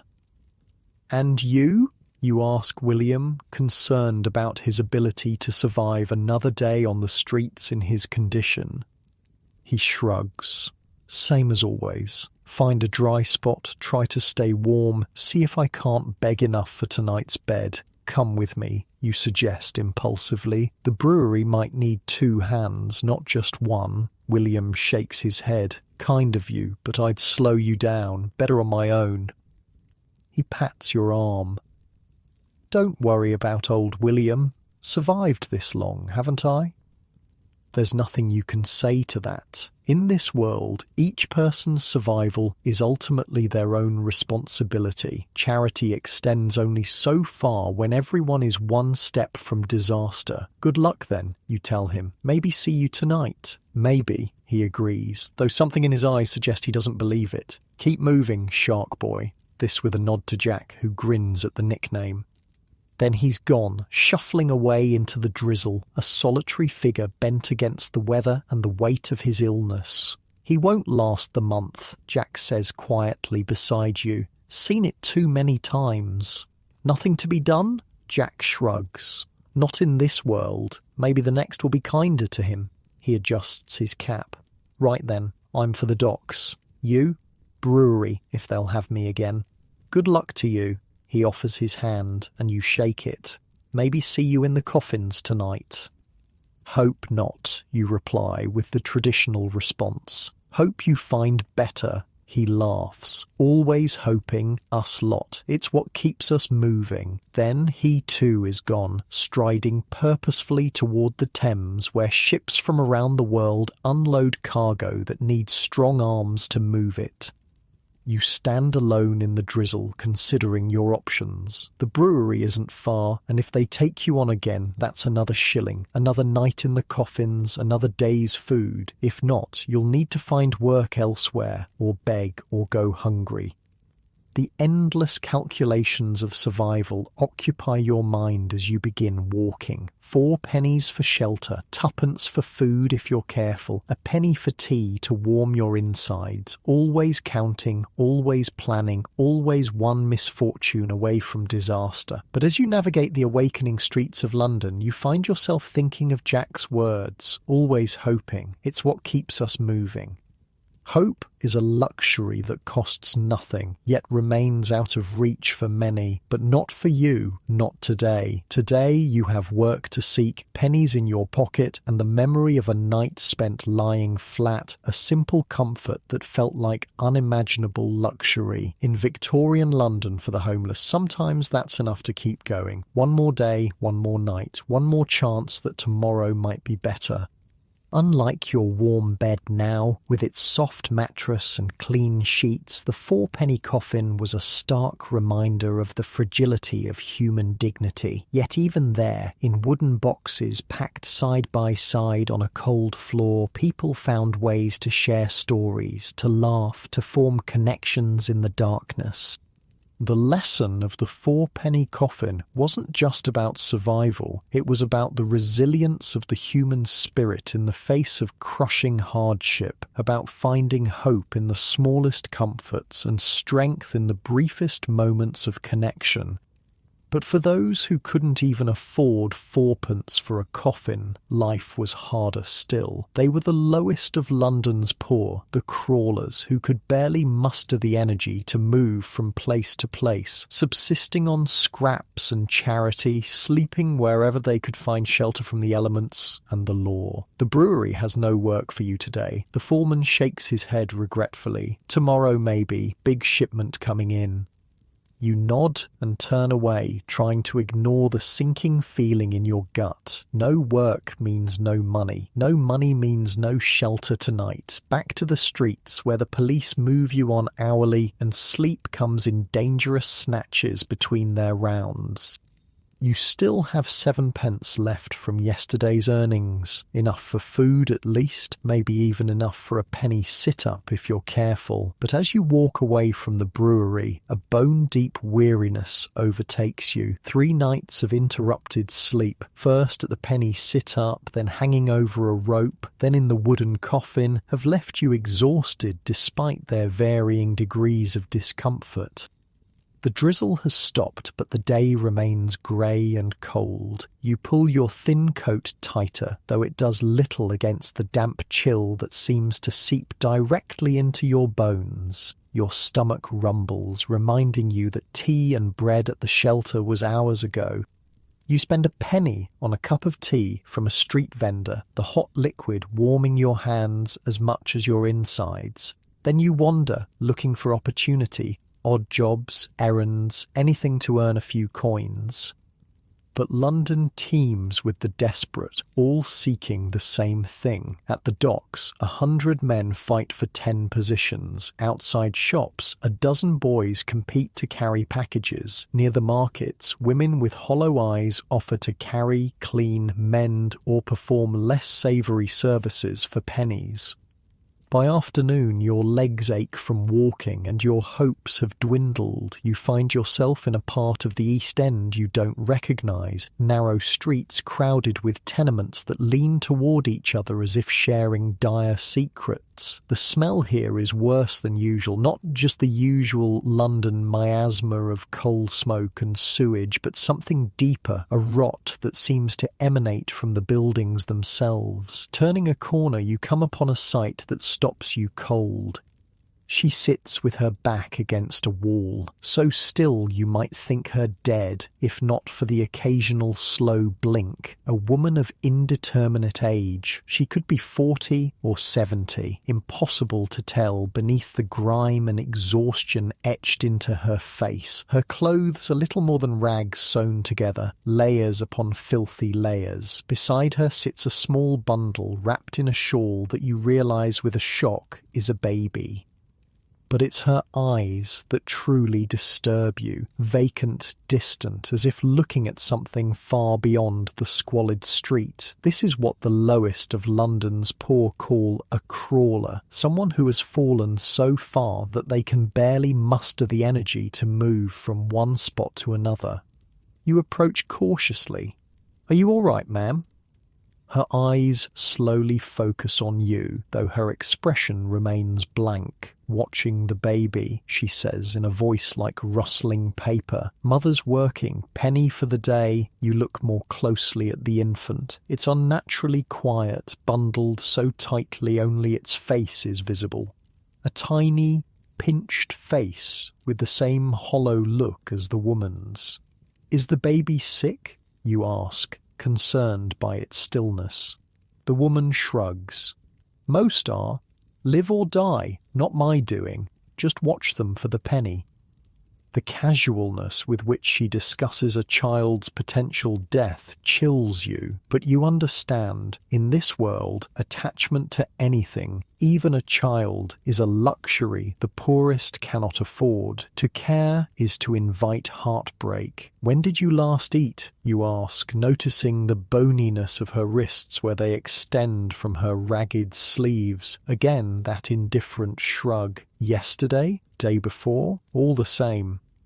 You reach into your pocket, fingers closing around your precious coins. 7p, your buffer against the night, your hope for shelter. But looking at the crawler and the silent baby, your own problems suddenly seem less immediate. You pull out 2p and hold it out to her.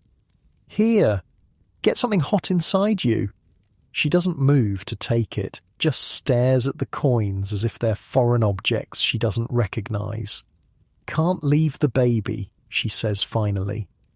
"I'll watch it," you offer impulsively, "until you get back." Her vacant eyes narrow slightly, assessing you. Trust is rare on the streets, but the promise of food is a powerful motivator. Finally, she nods and takes the coins with fingers so dirty the grime has become part of her skin. "Back soon," she says, rising with painful slowness. "Don't take him nowhere." She shuffles away, moving with the characteristic gait of the crawler, a slow, painful progress that seems to require enormous effort for each step. You've heard that some crawlers move less than a mile in a day, conserving their minimal energy for the essential tasks of survival. Alone with the baby, you crouch down to check on it. The infant is alive but listless, its breathing shallow. Up close, you can see the signs of malnutrition, skin stretched too tight over tiny bones, a bluish tinge to the lips. "Hey there, little one," you murmur, adjusting the shawl to better protect it from the cold. "Your mum coming back soon?" The baby makes no response, not even the reflexive grasp when you touch its hand. Something is very wrong with this child, but in Victorian London, medical care for the poor, especially the homeless poor, is virtually non-existent. Chances are this baby has never seen a doctor and never will. Around you, the street continues its grim routine. A group of children play in the gutter, using a dead rat as a ball. A man with suppurating sores on his face begs from disinterested passers-by. Two women argue loudly over a broken bucket. Normal life in one of London's worst slums. You settle with your back against the wall, the baby beside you. The crawler's spot offers a good view of the street while providing some protection from the wind. You understand why she chose it. One of the thousands of calculations the homeless make daily just to survive. Across the street you notice another crawler, an old man huddled in a doorway, so still he might be part of the architecture. These are the people who have given up on bettering their situation, who focus solely on existing from 1 hour to the next, not living, just not dying.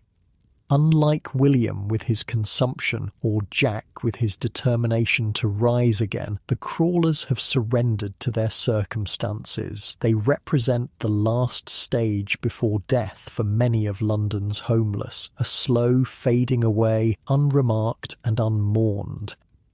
See them, crawlers? A voice startles you from your thoughts. A boy of perhaps 12 stands nearby, thin as a rail with sharp eyes that miss nothing. They don't last long once they stop moving, like sharks they are. Stop swimming, they die. Jack's words from the night before echo in your mind. Keep moving, like a shark. You from around here? You ask the boy. He nods. Born and bred in the East End, me. Know every brick and rat by name. He eyes the baby suspiciously. That yours? Or no, just watching it for someone. He snorts. Crawler's got you doing her job while she drinks your pennies, won't see her again till the gin's gone. The cynicism from one so young doesn't surprise you. Street children grow up fast or don't grow up at all. What's your name, you ask? Ned, he says, then gestures at the baby. That one won't last the week. Way it looks. Blue around the mouth already.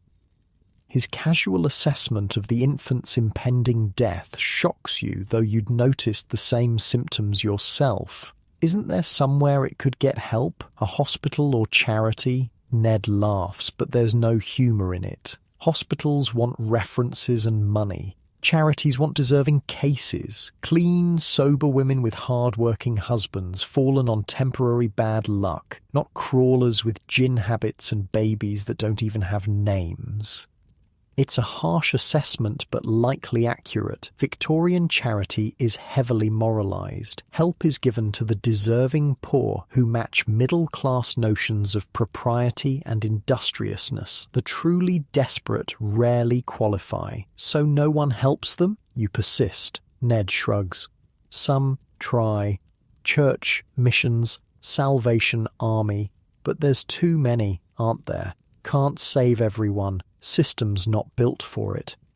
With that bit of street philosophy, he saunters away, already scanning for opportunities. A dropped coin, an unwatched pocket, an errand he might run for a penny. You sit with the baby, waiting for the crawler to return. Minutes stretch to an hour. The infant stirs occasionally, but makes no sound, too weak even to cry properly. Just as you're beginning to think Ned was right about the woman not returning, she appears at the end of the street, moving with that same painful slowness. But her progress is steady, and when she reaches you, you see she's carrying a small bundle. Got bread, she says, settling back into her spot with excruciating care. And tea. She unwraps a crust of bread and a small bottle of tea, both purchased with your tuppence. The baby needs milk, you say gently, and a doctor. She gives you a look that's equal parts exhaustion and scorn. Where am I to get money for that? Lucky if we eat at all. You can't argue with her logic. The cost of milk, let alone a doctor, is far beyond the means of someone who spends her days sitting against a wall, watching other people's children for pennies. Has it got a name? The baby? She shrugs. Mother calls it M. Short for Emma or Emily, maybe. Don't know. And yours? Your name? Sarah, she says after a pause, as if she's had to search her memory for it, used to be a laundress before the cough took hold. You nod, understanding. Consumption again, the disease that ravages London's poor, spread by close quarters and poor ventilation, worsened by malnutrition and cold.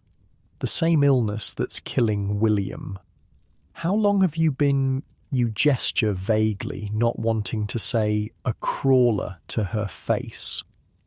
On the streets? 3 years or thereabouts? Like this? She looks down at her immobile legs. 6 months since the worst of the cough. Can't stand long now. Legs won't hold. Her matter-of-fact recounting of her decline is somehow more disturbing than if she'd been emotional about it. It's the voice of someone who has accepted their fate so completely they no longer question or rail against it.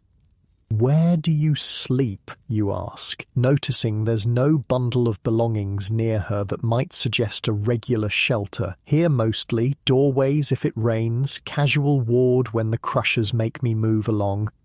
The casual ward, the free section of the workhouse where the homeless can get a bed for the night in exchange for hard labour the next day. It's considered a last resort by most, the work deliberately gruelling and pointless, breaking stones, picking oakum, grinding bones, designed to discourage all but the most desperate from seeking help.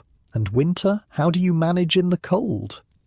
Sarah tears off a small piece of bread and chews it slowly before answering. Some don't. Find 'em frozen in the morning sometimes. Happen to me eventually, I expect. Soon as I can't move enough to find shelter when the real cold comes. Again, that chilling fatalism. Sarah sees her death as inevitable and imminent. Just another event in a life defined by hardship. The baby, M, stirs and makes a weak mewling sound. Sarah automatically adjusts the shawl, her movements gentle despite her apparent detachment. There is care there, you realise, just buried beneath the overwhelming burden of survival. Will the mother be back for her, you ask, nodding toward the infant. Always has been before, works in the match factory till 6, pays me a penny to watch the little one.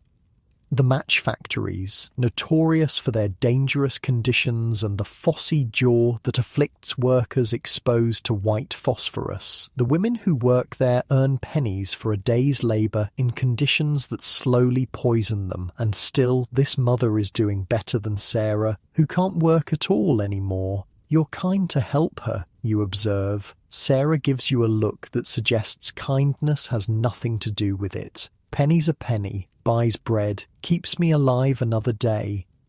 The brutal economics of survival, everything reduced to its most basic value. A penny for watching a baby that might die in your care, tuppence for a crust of bread and tea, fourpence for a wooden box to sleep in, life measured out in copper coins. As the afternoon wears on, you find yourself oddly reluctant to leave Sarah and the baby. There's nothing you can do for them. Your own situation is precarious enough, but the simple act of sitting beside another human being, sharing their space and time, feels significant. You tell Sarah about the penny sit-up, the 2-penny hangover, the 4-penny coffin. She listens with mild interest, though these accommodations might as well be luxury hotels for all the likelihood of her accessing them. "Used to sleep in the parks," she says when you've finished, before the crushers got strict about it. Hyde Park was best in summer, cool under the trees. They don't allow it anymore. She shakes her head. Got new orders last winter. Move along anyone sleeping rough, especially women. Say, it's for our own protection. She makes a sound that might be a laugh, more like for the toff's delicate sensibilities. Don't want to see us when they take their carriages through. The criminalisation of homelessness, a constant feature of Victorian London. The poor are not just unfortunate but offensive, a blight to be hidden away rather than a problem to be solved. As the light begins to fade, people come home from work, if home is the right word for the overcrowded tenements that line the street. Women with exhausted faces, men with bent shoulders, children old before their time. The working poor, just one misfortune away from joining Sarah against the wall. A young woman hurries toward you, her face lined with worry. She can't be more than 20, but her eyes belong to someone much older. Factory dust clings to her hair and clothes, and her hands are stained a peculiar yellow-red, the mark of the match worker. "Em?" she asks Sarah anxiously. "She all right?" "Quiet all day," Sarah replies, handing over the bundled baby. "Took the bottle twice." The young mother, for she must be M's mother, clutches the baby to her chest with a fierceness that suggests she knows exactly how precarious the child's existence is. From her pocket she produces a penny, which she presses into Sarah's palm. "Thank you," she says with genuine gratitude. "Don't know what I'd do otherwise." Sarah nods, closing her fingers around the precious coin. Another day's survival secured. The mother notices you for the first time. "Who's this?" "Helped me today," Sarah says simply. "Bought bread." The young woman gives you a quick, assessing look, then nods slightly, the street's silent acknowledgement of a small kindness. "Best be getting her home," she says, adjusting the baby in her arms. "Night's coming on." With that, she hurries away, another shadow among many in the gathering dusk. You should be going too. Night in this part of London is dangerous for anyone, but especially for those who look vulnerable or out of place, and you still need to find somewhere to sleep. "I should go," you tell Sarah. "Need to find a place for the night." She nods, unsurprised. No one stays long with the crawlers. They are the stationary objects around which the river of London life flows, noticed but rarely engaged with. You hesitate, then reach into your pocket. You have 5p left, enough for a sit-up and a cup of tea, or almost enough for another night in the coffins, but Sarah will sit here all night, exposed to the elements, subsisting on that crust of bread you helped her buy. Decision made, you press 2 more pennies into her hand. For shelter, if you can make it to 1. She looks at the coins, then at you, something flickering behind her vacant eyes. Surprise, perhaps, or a ghost of the person she was before the streets claimed her. "Won't make it that far," she says honestly, "but might get a bit of soup or gin to keep the cold out." You can't judge her choice. In her position, warmth, even the false warmth of alcohol, might seem more valuable than food. "Good luck," you tell her, meaning it. "And you," she replies, "watch yourself after dark. This part ain't safe for strangers." It's the most she said at once, and it strikes you as a kind of gift, a warning born of hard-won knowledge offered to someone she'll likely never see again. You nod and turn away, heading back toward more familiar parts of the city, but Sarah's face stays with you, the hollowed eyes, the resignation, the slow disappearance of a human being happening in plain sight on a public street. Darkness falls quickly in London, especially in winter. By the time you reach areas you recognise, night has claimed the city. Gas lamps create pools of sickly yellow light, barely penetrating the fog that rolls in from the Thames. The temperature drops sharply, your breath clouding before you. You have 3p left, not enough for the coffins, barely enough for a sit-up and maybe tea in the morning, but the thought of another night upright on a bench, fighting sleep while a monitor prowls with his stick is unbearable after what you've seen today. At least in the sit-up you'll be inside, protected from the wind and the crushers who move the homeless along. At least you won't end up like Sarah, too weak to seek shelter, slowly fading against a wall until one morning she simply doesn't wake up. Making your way to the nearest penny sit-up, a Salvation Army shelter different from the one where you met William, you join the queue of the desperate, men and women with hollow cheeks and vacant eyes clutching their precious pennies, hoping for a space inside before they fill up. You're lucky. There's room tonight. You hand over your penny and enter the now familiar environment of hard benches, dim lighting, and the monitor who ensures no one gets the sleep they've paid for.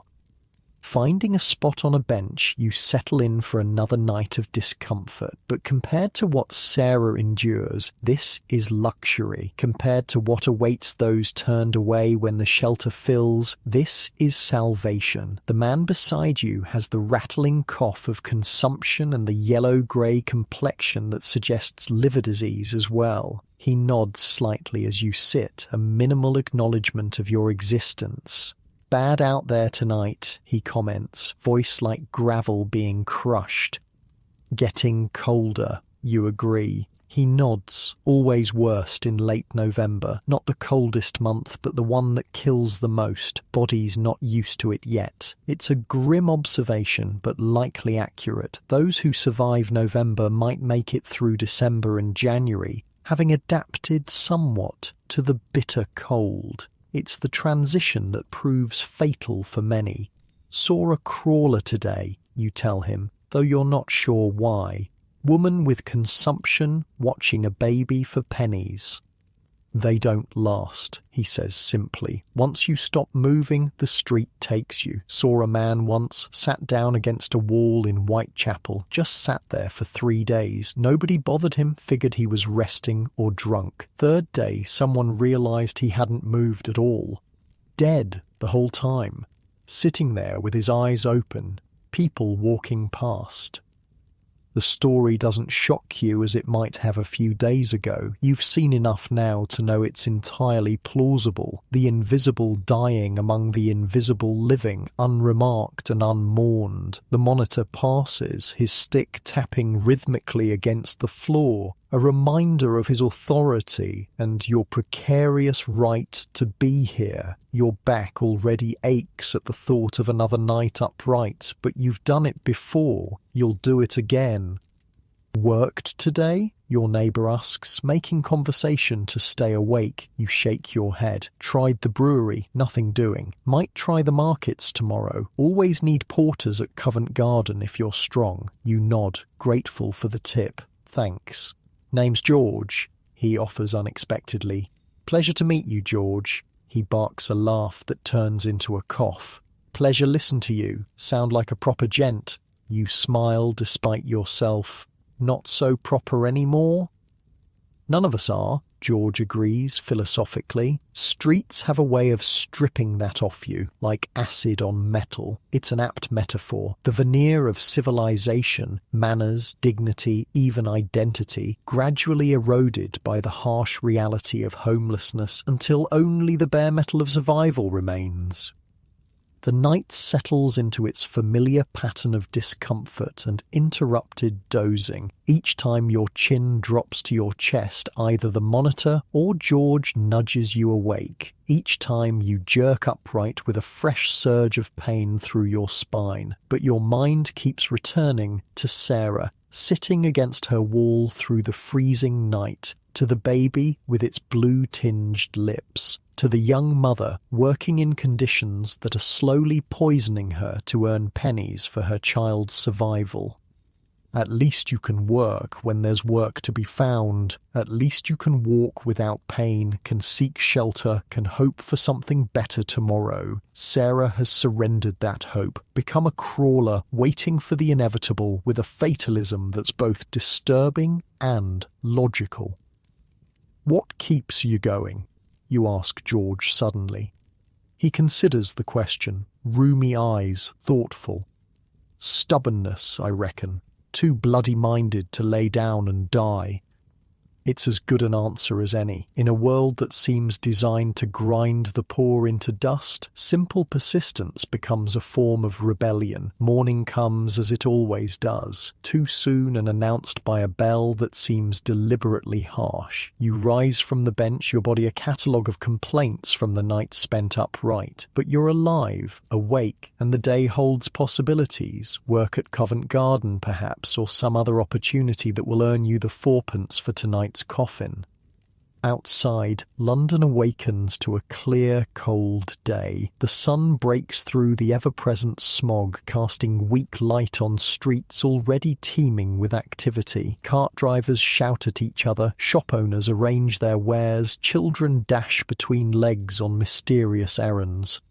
And everywhere, the homeless, emerging from shelters and doorways, from under bridges and behind crates, joining the general populace yet distinctly separate from it. The invisibles, seen but unseen, present but unacknowledged. You wonder if Sarah survived the night, if she's still sitting against her wall waiting for the match worker to bring her baby and her penny. You wonder if William found shelter, if his consumption granted him a reprieve. You wonder if Jack found work at the docks, if he's one step closer to climbing out of poverty for the fourth time. But London is vast, and the homeless are many. Chances are you'll never see any of them again, each life a brief intersection with yours before continuing on its own desperate trajectory. With your last tuppence, you buy tea and a bun from a street vendor, the hot liquid and stale pastry, a feast to your empty stomach. Then you set off toward Covent Garden, following George's advice, joining the river of humanity flowing through London's streets. Unlike your comfortable life now, listening to this story in your warm bed, the Victorian homeless never knew where their next meal would come from, or if they would survive another night on the streets. Their reality was a constant struggle against hunger, cold, disease, and the crushing indifference of society. But they persisted. Like sharks, they kept moving, because to stop was to die, to surrender to the fate that awaited the crawlers, a slow fading away, invisible in plain sight, one more statistic in London's grim mortality tables.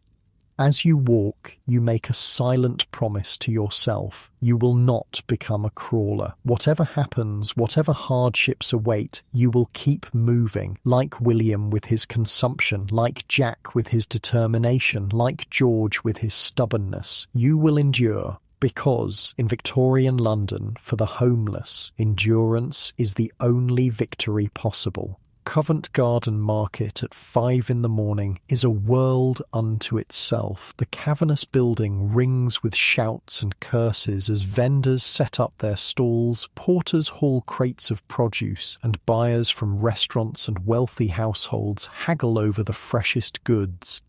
It's also a place of opportunity for the desperate. Every day dozens of men gather at the edges, hoping to be picked for work, carrying, loading, unloading, whatever needs doing. The pay is poor and the work is backbreaking, but it's something.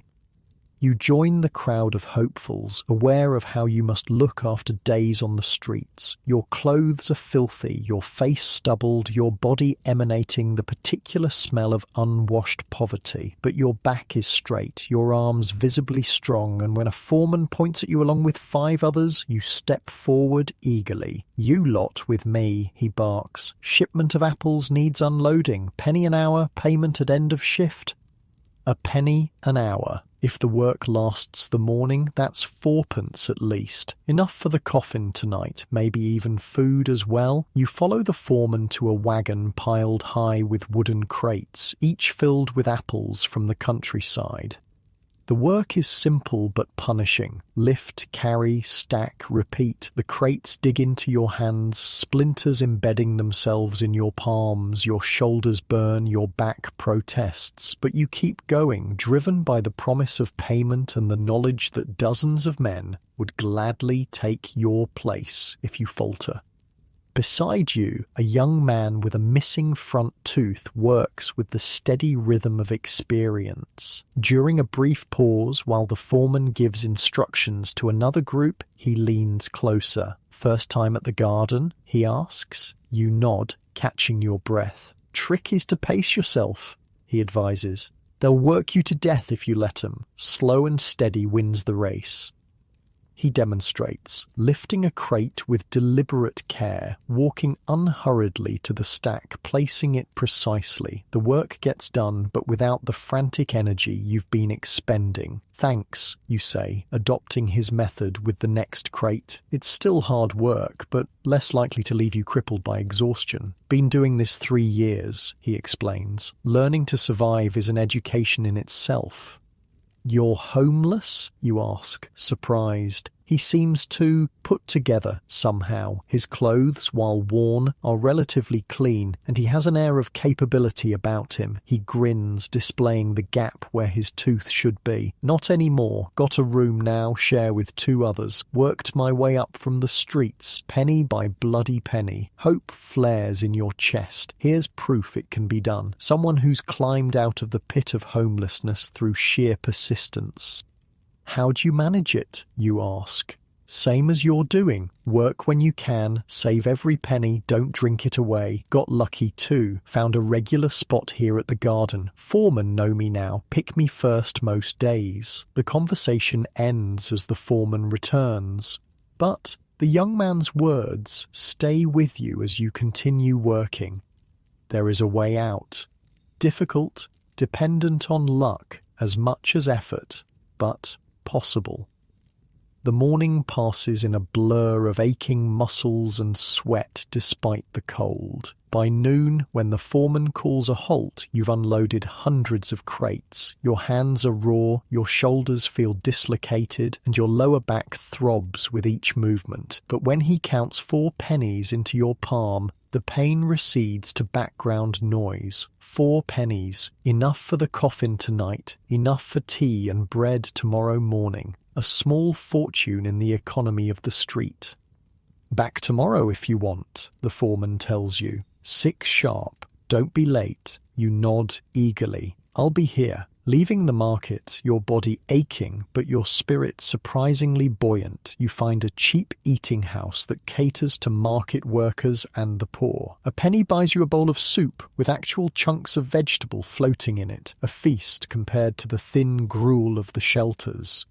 You eat slowly, savouring each spoonful, watching the life of London flow past the grimy window. With a full belly and money for tonight's shelter, the world seems less grim than it did yesterday. You understand now why Jack spoke of rising and falling, of the cycle of poverty. These small victories make hope possible, even if hardship inevitably follows. The eating house is warm, tempting you to linger, but staying too long with only one purchase is frowned upon. Reluctantly, you return to the cold street, wondering how to pass the hours until the coffin shelter opens for the night. Wandering through a slightly better part of the city, you pass a church where a small crowd has gathered. A sign announces charity distribution and hot tea for the deserving poor. Your appearance might disqualify you as deserving in the eyes of Victorian charity, but the promise of hot tea is irresistible. You join the queue, keeping your head down to avoid drawing attention to your obvious poverty. Ahead, a clergyman and several well-dressed ladies are handing out packets wrapped in brown paper, along with cups of steaming tea. "Move along there," a sharp voice calls. "Form an orderly line." The speaker is a middle-aged woman in a severe black dress, her face pinched with the particular expression of someone who believes poverty is a moral failing rather than a circumstance. She eyes each recipient suspiciously, as if expecting them to suddenly reveal their secret wealth and comfort. When your turn comes, she gives you a particularly thorough examination. "You're new," she states, rather than asks. "Where do you reside?" The question is a trap. Admit to homelessness and you're deemed undeserving. Lie and you risk being caught out. Currently between lodgings, ma'am, you reply, striking a careful balance. Seeking work at Covent Garden. She sniffs, unconvinced but unable to directly contradict you. Very well. 1 packet, 1 cup. Move along quickly. The tea is hot and sweet, instantly warming you from the inside. The packet contains a thick slice of bread, a small piece of cheese, and, luxury of luxuries, an apple. Food for later, a buffer against hunger. You thank the lady, who acknowledges you with a curt nod, already focused on the next person in line. Charity in Victorian England is often like this, given grudgingly with moral judgment attached, but vital nonetheless to those on the edge of survival. Finding a relatively clean doorstep to sit on, you sip your tea and observe the street life around you. A group of ragged children play a game with stones and a piece of chalk, their shouts and laughter at odds with their obvious poverty. A young woman sells flowers from a basket, her call of violets, fresh violets, rising above the general din of carriage wheels and hoofbeats. And everywhere, the invisible people, the homeless, the beggars, the down and out, weaving between the more fortunate, seeking opportunities, shelter, survival. You're one of them now, no different from the old man searching through rubbish for something salvageable, or the woman with a baby huddled in a doorway across the street. Yet today, with work found and money in your pocket, you feel the fragile hope that perhaps you won't always be among their number. Perhaps, like the toothless young man at Covent Garden, you can find your way back to a room, a job, a life that doesn't revolve entirely around the next meal or night's shelter. The church bells strike 3 hours yet until the shelters open. With nothing better to do, you begin walking again, this time with no particular destination in mind. London unfolds around you, a city of stark contrasts. Mansion and hovel, feast and famine, all within sight of each other. Turning into a narrow street, you come upon a sight that stops you cold. A group of men in the uniform of the workhouse, coarse grey clothing that marks them as inmates, breaking stones under the watchful eye of a supervisor. Their faces are gaunt, their movements mechanical, their expressions uniformly empty. This is the fate William spoke of with such fear, the workhouse, Victorian England's solution to poverty. For the able-bodied poor, it offers shelter and food in exchange for hard, often pointless labour designed more to punish than to rehabilitate. For families, it means separation, men, women and children housed in different sections, allowed to see each other only at designated times, if at all. The stonebreakers don't look up as you pass. Whatever individuality they once possessed has been ground out of them by the workhouse system, designed explicitly to make receiving help so unpleasant that only the truly desperate would seek it. You walk faster, irrationally afraid that someone might mistake you for a runaway inmate and drag you into that grey, hopeless existence. The workhouse represents the final surrender of freedom, the admission that survival on the streets has become impossible. Better the penny sit-up, the 2-penny hangover, even sleeping rough, than that living death. Turning a corner, you nearly collide with a constable, one of London's bobbies in his distinctive uniform. He steadies you with a hand that quickly becomes a restraining grip when he notices your ragged appearance. And where might you be heading in such a hurry? Walking, sir, you reply, keeping your tone respectful. The police are generally not kind to the homeless, empowered by vagrancy laws to arrest anyone who appears to be sleeping rough or begging. He studies you, taking in your dirty clothes and unshaven face. Got any means of support? Any money? Yes, sir, you say truthfully. Worked at Covent Garden this morning. Got 4pence for the shelter tonight. Let's see it then. You carefully extract your precious coins, showing them on your palm. The constable grunts, somewhat disappointed at being unable to arrest you for vagrancy. All right then. but keep moving. No loitering, no sitting on doorsteps, no begging. Understand? Yes, sir. Thank you, sir. He releases you with a small shove that's just on the edge of being assault. Off with you then. You walk away, feeling his eyes on your back until you turn the next corner. That was close. The laws are designed to criminalize the condition of being poor and homeless rather than address its causes.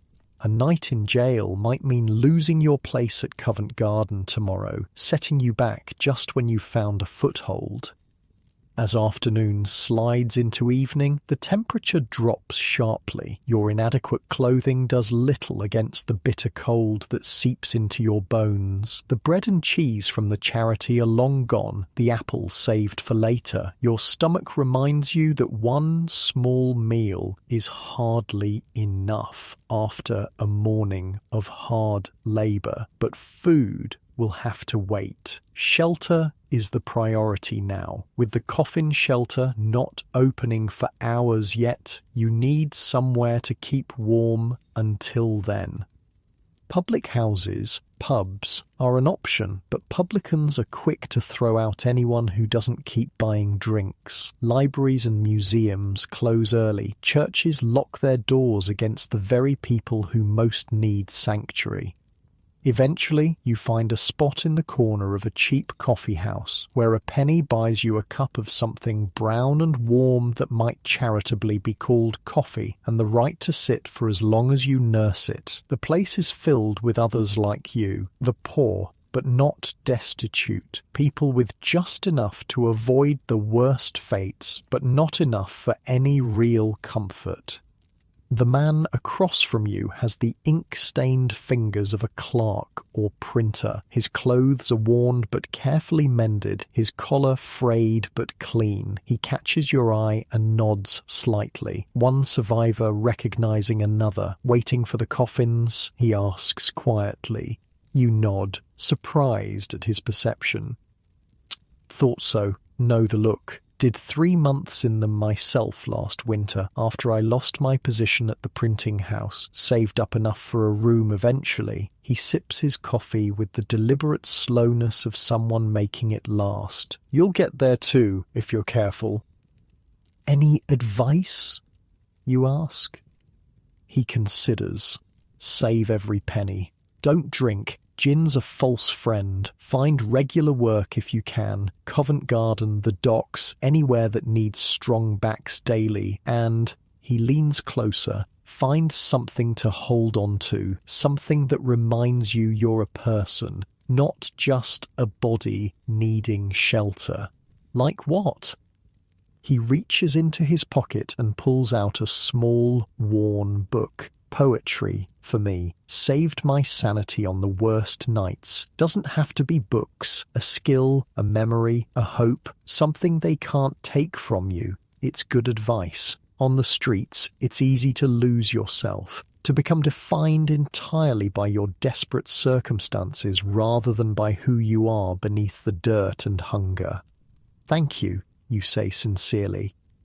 He nods and returns to his coffee, the brief moment of connection over, but somehow sustaining nonetheless. Outside, darkness has fallen fully, the winter night claiming London early. Gas lamps create islands of sickly yellow light amid the general gloom. The temperature has dropped further, your breath clouding before you as you finally leave the coffee house, its meagre warmth no longer worth the suspicious glares of the proprietor. Time to head toward the shelter. The 4-penny coffin on Whitechapel Road opens at 8, and it's best to be there early to ensure a place. They fill quickly, especially in cold weather. As you walk, you notice other homeless people moving in the same direction, a silent procession of the desperate, all seeking the same basic comfort of lying flat for the night. Some you recognize from previous nights, the old soldier missing an arm, the woman with the hollow-cheeked baby, the boy who looks too young to be alone.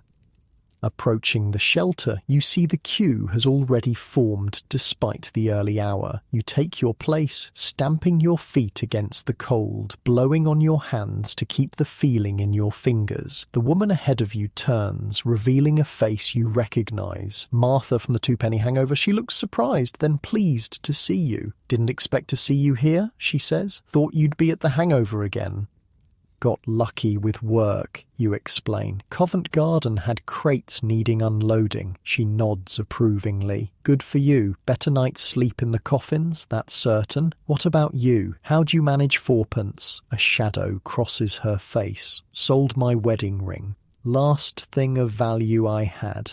Kept it through 3 years on the streets, but..." She shrugs.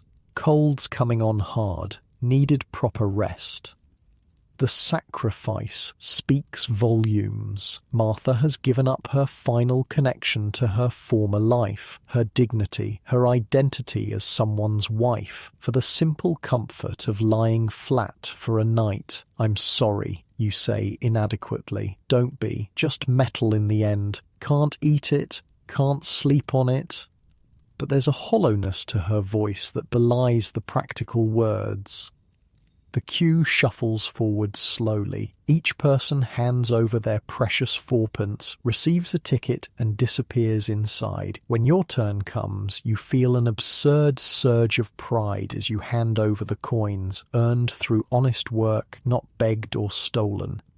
Inside, the room of coffins is much as you remember it, row upon row of wooden boxes on the floor, each barely large enough for an adult to lie in. The smell of unwashed bodies and musty straw permeates the air, but after 2 nights of sitting up or hanging over a rope, the sight of these crude beds is welcome. You find an empty coffin and settle in, your body sighing with relief as you stretch out flat. The wooden sides rise around you, creating the unsettling coffin-like appearance that gives these beds their name, but also providing a small measure of privacy, a precious commodity for the homeless. Martha finds a spot nearby and gives you a small nod before lying down. Around you, others are doing the same, easing aching bodies onto hard wood, arranging meagre possessions, preparing for the closest thing to proper rest available to London's poorest. You pull the apple from your pocket, your luxury saved for this moment. The first bite is crisp and sweet, the juice a blessing to your parched mouth. You eat slowly, savouring each bite, aware of envious glances from those around you. Food in the shelters is a rare sight, usually consumed before entering to avoid theft. When you've eaten down to the core, you notice a small boy watching you from a nearby coffin. He can't be more than 10, though hardship has aged his face beyond his years. Without a word, you offer him the core, still containing a few bites of flesh around the seeds. He snatches it with a quick, furtive movement like a sparrow darting for crumbs and retreats to his coffin to gnaw the remaining fruit from the core. The simple transaction, neither charity nor theft but something in between, is typical of life at society's edges. As night deepens, the room settles into the familiar sounds of communal sleeping, coughing, snoring, the rustle of bodies, shifting on straw, muffled conversations. The gas lamps are turned low, casting the space in a dim, ghostly light that makes the rows of coffins appear even more sepulchral. Despite the hard wood beneath you and the thin layer of straw that does little to cushion it, sleep comes more easily than in the penny sit-up or two-penny hangover. The simple luxury of lying flat allows your body to truly rest, muscles relaxing after days of enforced sitting or hanging. You dream of Covent Garden, of endless crates that need moving, but in the dream, each crate contains something different. Bread, coins, clean clothes, all the things that represent security and comfort to the homeless. You stack them higher and higher, building a fortress against the cold and hunger that constantly threaten.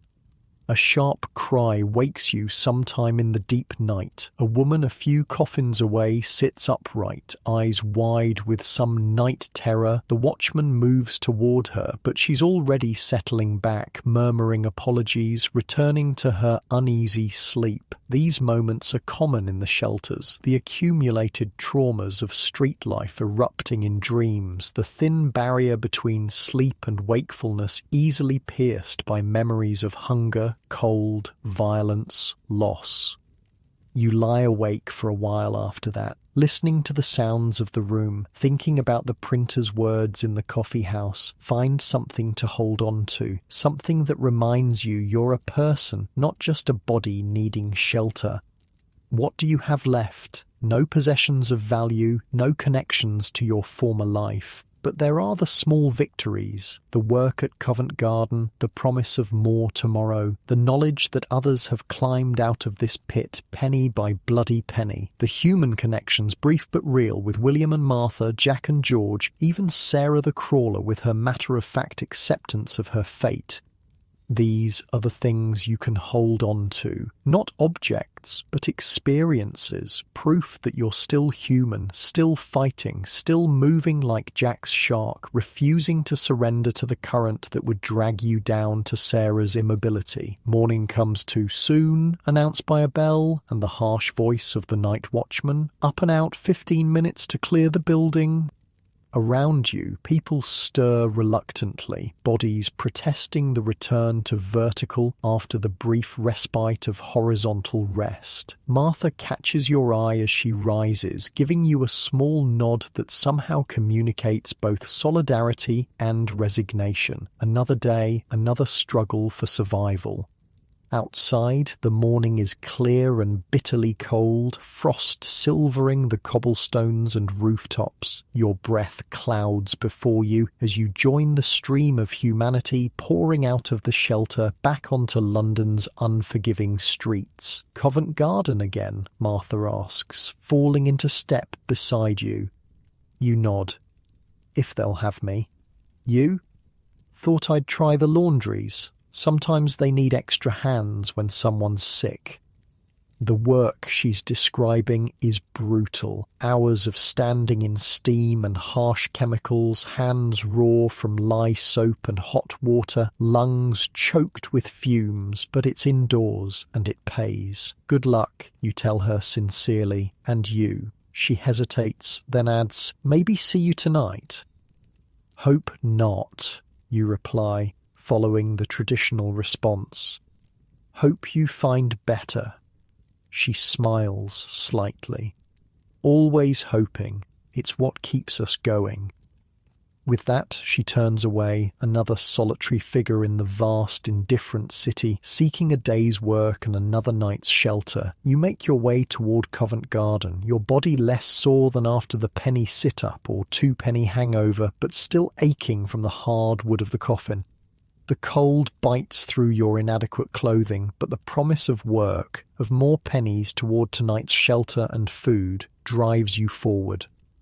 The market is already bustling when you arrive, the same controlled chaos as yesterday. You find the foreman who hired you standing by a wagon piled with crates of winter vegetables, turnips, potatoes, cabbages. Back again? He says, recognizing you. Good. Could use a reliable pair of hands, same as yesterday. Penny an hour, payment at end of shift. The work is identical to the day before. Lift, carry, stack, repeat. But today you pace yourself as the toothless young man showed you, conserving energy, finding a rhythm that's sustainable. Your muscles, though sore, remember the movements and the labour is marginally easier. During a brief pause while the foreman confers with a vendor, the young man from yesterday appears beside you. Made it back, I see, he observes. Determined, aren't you? Need the money, you reply simply. He nods, understanding completely. Keep it up, they'll start asking for you by name. That's when things get better. Regular work, regular pay, might even get tuppence an hour instead of a penny once they know you're reliable. The prospect of doubling your earnings sends a surge of hope through you. Twopence an hour would mean 8p for a morning's work, enough for the coffin, food, and still something to save toward better lodgings. How long did it take you, you ask, to get out of the shelters? He considers. 6 months of regular work, saved every penny I could, found 2 others to share a room, cuts the cost to something almost manageable, still hand-to-mouth most days, but he glances around, then lowers his voice. Got a proper bed now, with a mattress. After the coffins feels like sleeping on clouds. A proper bed, the simple luxury seems almost unimaginable after nights on benches, ropes and wooden boxes, yet this man has achieved it through persistence and careful saving. Perhaps you can too. The foreman returns, ending the conversation, but the young man's words stay with you as you continue working. 6 months, half a year of daily labour, penny by penny. A daunting prospect, but not impossible. Not if the work holds out. Not if you're careful with your earnings. By noon, when the shift ends, you've earned another 4p, enough for tonight's coffin again, enough for a small meal. The foreman counts the coins into your palm with a nod that might be approval. Tomorrow, you ask, hopefully, aye, if you're willing, 6 sharp. 2 days of work, 2 nights in the coffins. Small victories, but significant in a world where survival is measured in pennies and inches. With 4p in your pocket and the promise of more tomorrow, you walk away from Covent Garden with something that's been scarce since you found yourself on the streets: hope. Not the desperate hope of the truly destitute clutching at any possibility, but something more substantial. A plan, a path, a way forward, penny by bloody penny. Unlike your comfortable bed now, with its soft mattress and warm blankets, the 4p coffin was a stark reminder of how precarious life was for the Victorian homeless. Yet even that hard wooden box represented a step up, a small victory in the daily battle for survival. The truly desperate, those who couldn't earn or beg enough for even the penny sit-up, faced the worst challenges of all. They were the ones who slept under bridges, in doorways, in parks, constantly moved along by police, exposed to the elements and the dangers of the night. They were the ones who might, like Sarah the Crawler, eventually stop moving altogether, surrender to immobility, and fade away on London's uncaring streets. But tonight, with work found and pennies earned, you've won another day's reprieve from that fate. Tonight, you'll sleep in a coffin again, and tomorrow you'll return to Covent Garden, taking one more small step away from the abyss that claims so many of London's homeless. In Victorian London, for the poorest of the poor, sometimes that's the only victory possible. Enduring one more day, surviving one more night, keeping hope alive against all odds. A week passes in this fashion. Each morning you rise from your wooden coffin and make your way to Covent Garden. Each day you lift and carry until your muscles scream, earning your 4p for the next night's shelter. Each evening you return to the coffin house, taking your place among London's homeless, but feeling the small distinction of being among those who can afford to lie flat for the night. It's a grinding existence, but compared to the penny sit-up or the 2p hangover, let alone sleeping rough, it's almost comfortable, and more importantly, it's stable. The work at Covent Garden has proven reliable. The foreman now nodding with recognition when you appear each morning. You've become one of the regulars, the men he counts on when there are crates to be moved. You've made connections too, not friends exactly, but people who recognise you, who save you a place in the queue at the shelter, who share information about work or charity distributions. These small alliances are vital currency among the homeless, the difference sometimes between survival and disaster. The toothless young man at Covent Garden, You've learned his name is Tom, has become something of a mentor, showing you the tricks of conserving energy, avoiding injury, making yourself valuable to the foreman. They're giving you the eye, he tells you one morning, nodding toward a group of men in better clothes who stand at the edge of the market, observing the workers. Who are they, you ask? Railway men, looking for navvies for the new line they're building out of Paddington. Hard work, but steady. Live in camps along the route. 3 shillings a week they pay. 3 shillings, 36 pennies, nearly as much as you earn in 9 days at Covent Garden. Enough to save toward real lodgings, perhaps even better clothes that might open doors to more respectable employment. You think they'd take me? You ask, acutely aware of your ragged appearance. Tom shrugs. They don't care what you look like, only how strong your back is, and yours has proven sturdy enough. He glances at the railway men again. They'll be back tomorrow. Clean yourself up as best you can. Worth a try, isn't it? It is indeed. That night, at a public pump, you scrub yourself as thoroughly as possible with cold water and the sliver of harsh soap you've purchased with a saved penny. Your clothes remain filthy. There's nothing to be done about that without a change of garments. But if he...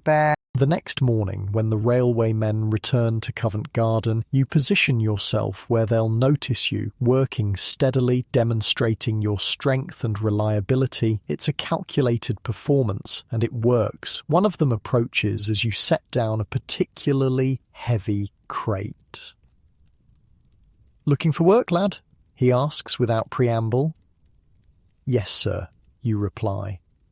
Railway work, hard labour, long hours, 3 shillings weekly, paid every Saturday, board in the navvy camp, basic food provided. Interested? Your heart leaps, but you keep your expression measured. "Yes, sir, very interested. Be at Paddington Station, West Entrance. 5 o'clock tomorrow morning. Ask for Foreman Jenkins. Don't be late, or the spot goes to someone else." With that, he moves on, already eyeing other potential recruits. You stand there, slightly stunned by the sudden change in your fortunes. Railway work, steady employment, regular pay, even basic accommodation included. It's a step up from the daily uncertainty of Covent Garden. A real chance to save toward better circumstances. When you tell Tom, he grins, showing the gap where his front tooth should be. "Told you they were looking railway work, got me my start too 3 years back. Saved enough for proper lodgings after 6 months. I'll miss your advice," you tell him sincerely. He claps you on the shoulder. "You'll do fine. Remember what I taught you. Pace yourself. Make yourself valuable. Save every penny you can." He hesitates, then adds, "And don't forget where you came from. Some get a bit of money and suddenly can't see those still in the coffins." It's a common enough phenomenon, the recently risen looking away from those still struggling, partly from shame at their former condition, partly from fear of being dragged back down. But you make a silent promise not to be one of them. How could you forget William with his consumption, Martha who sold her wedding ring, Sarah the crawler with her vacant eyes? That night, in the 4-penny coffin, you find it hard to sleep despite your physical exhaustion. Tomorrow represents a real turning point, away from the daily scramble for shelter and food, towards something approaching stability, not prosperity certainly. Railway navvies live hard lives and die young from accidents, exposure, and the toll of brutal labour, but a step up nonetheless from the precarious existence of the casual labourer.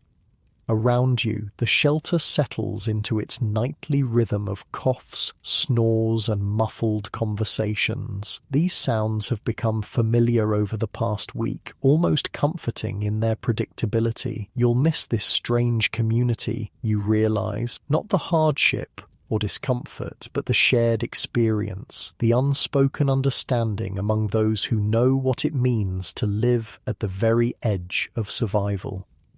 Morning comes with its usual jarring bell and shouted orders to vacate the building. You gather your few possessions, an extra shirt acquired from a charity distribution, a stub of pencil, a scrap of paper on which you've been keeping track of your earnings and expenses. Everything you own wrapped in a bundle no bigger than your two hands together.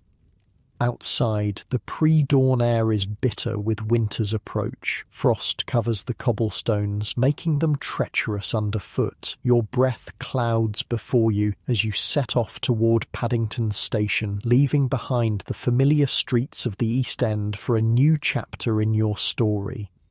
The walk takes nearly an hour, your pace quickened by anxiety about being late. London is different at this hour, quieter, the usual cacophony of commerce not yet begun, the streets populated mainly by those who work before the city properly wakes, bakers, market porters, night soilmen finishing their rounds. Paddington Station looms impressive against the lightening sky, its grand arched roof a testament to Victorian engineering and ambition. You find the west entrance where a group of men have already gathered, 30 or more, all with the same hollow-cheeked, desperate look as yourself. All hoping for work, for the chance to earn 3 shillings a week and a place to sleep that isn't a wooden coffin.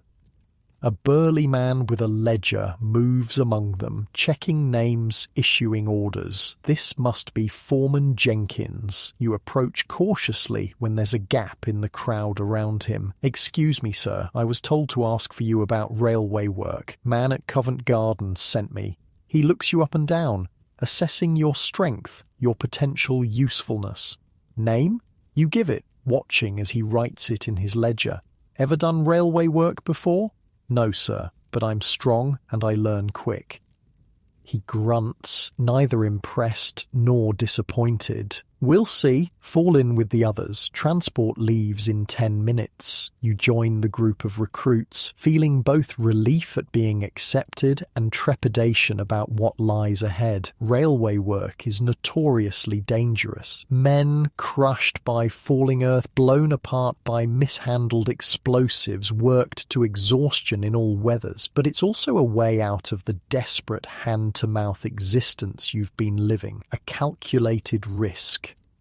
The transport turns out to be a series of open wagons pulled by sturdy horses. You climb aboard with the others, finding space on a rough wooden bench. No one speaks much, all saving their energy for the work ahead, all aware that they're easily replaced if they prove inadequate. The journey takes you west out of London, the city gradually giving way to countryside. For many of the men, including yourself, it's the first time in months or years they've seen open fields, trees not confined to parks, sky not cut into fragments by buildings. There's a palpable sense of wonder, quickly suppressed under the more immediate concerns of survival. By mid-morning you reach the work site, a long cut through a hillside where the new railway line will run. It's a scene of controlled chaos. Hundreds of men swarm over the earthworks like ants, digging, hauling, building temporary structures to shore up the excavation. The sound is deafening. Picks striking stone, shovels scraping earth, foremen shouting orders, the occasional warning cry before a controlled explosion. Foreman Jenkins divides the new recruits into groups, assigning each to a different part of the operation. You and 5 others are sent to a section where men are digging the roadbed, removing earth and stone to create a level surface for the tracks. "Rawlins here will show you the ropes," Jenkins says, indicating a weather-beaten man of about 50. "Do as he says and you might live through the day." It's not entirely a joke. Railway construction is one of the most dangerous occupations in Victorian England. The death rate among navvies is appalling. Men crushed by falling earth, maimed by tools, killed in explosions, or simply worked to death over time. Rawlins eyes your group without enthusiasm. "Right then, ever handled a pickaxe?" Some nod. Others shake their heads. You're among the latter. Your labour has been of the lifting and carrying variety, not excavation. Christ help me, Rawlins mutters. Basics, then. Pick for breaking up the earth, shovel for moving it, fill the barrows, wheel them to the dump site, come back for more. Simple enough even for you lot to grasp. You nod along with the others, eager to prove your willingness, if not your skill. Good. Tools there, barrows there, get to it. Quotas 6 feet of roadbed cleared by sundown. The work is unlike anything you've experienced before, not just physically demanding, though it certainly is that, but requiring a particular technique to be effective. Your first attempts with the pickaxe are clumsy, the tool feeling unwieldy in your hands, your strikes barely denting the packed earth. Like this, says the man next to you, demonstrating the proper swing, a fluid motion that uses the weight of the tool and the momentum of your body rather than just arm strength. Let the pick do the work. You copy his technique, finding it immediately more effective and less exhausting. Thanks, you say gratefully. He nods, already back to his own work. Out here, men help each other because it's practical. An inefficient worker slows everyone down, puts the quota at risk. It's cooperation born of necessity rather than charity. The hours blur together, marked only by the gradually shifting position of the sun. There's a brief break at midday. Cold tea and bread with a smear of dripping eaten standing up, then back to work until the light begins to fade. By the end of the day, your hands are raw despite the calluses built up at Covent Garden, your back a single knot of pain, your entire body trembling with exhaustion. But the section has met its quota, 6 feet of roadbed cleared and ready for the next phase of construction. Not bad for first day, Rawlins acknowledges grudgingly. Those still standing can come back tomorrow. Rest of you, this to 2 men who've collapsed from exhaustion, back to London with you. You're still standing, barely. The work has pushed you to your absolute limit, but you've survived it. One day closer to that first week's pay, to the 3 shillings that represent a real step away from destitution. As darkness falls, you follow the other workers to the navvy camp, a collection of rough wooden huts set up near the work site to house the men. Each hut accommodates 20 men sleeping on narrow platforms built along the walls with a central stove for heat and cooking. It's basic accommodation, certainly, but compared to the penny sit-up, the 2-penny hangover, or even the 4-penny coffin, it feels almost luxurious. A roof that doesn't come with the constant threat of expulsion, a place to sleep that's yours by right of work rather than charity, heat without having to pay extra for it. The food, too, is a step up from what you've become accustomed to. A pot of stew bubbling on the stove, thick with vegetables, and even small pieces of meat with bread for sopping up the gravy. After a week of tea and bread, occasional soup when you could afford it. It's a feast. You eat ravenously, your body demanding fuel after the day's exertion. Around you, the other men do the same, conversation minimal until the edge of hunger is blunted. Afterward, some men produce pipes or cigarettes, the smoke adding to the already thick air in the hut. Others play cards or dice, wagering precious pennies from previous work. A few simply collapse onto their sleeping platforms, too exhausted for anything but rest. You find your assigned spot, a platform with a thin mattress of straw covered by a rough blanket, and sit, taking stock of your new situation. The work is harder than Covent Garden, certainly, but the rewards are greater too, not just the 3 shillings weekly, but the security of knowing where you'll sleep, what you'll eat, that tomorrow holds the same certainty. For the homeless of Victorian London, such security is rare and precious. The daily scramble for shelter, for pennies to buy food and a place in the sit-up or hangover or coffin takes a toll beyond the physical hardship. It's the mental strain of constant uncertainty, of never knowing if today is the day you'll fail to find work, fail to earn enough, be forced to sleep on the streets where the police move you hourly and the cold might claim your life.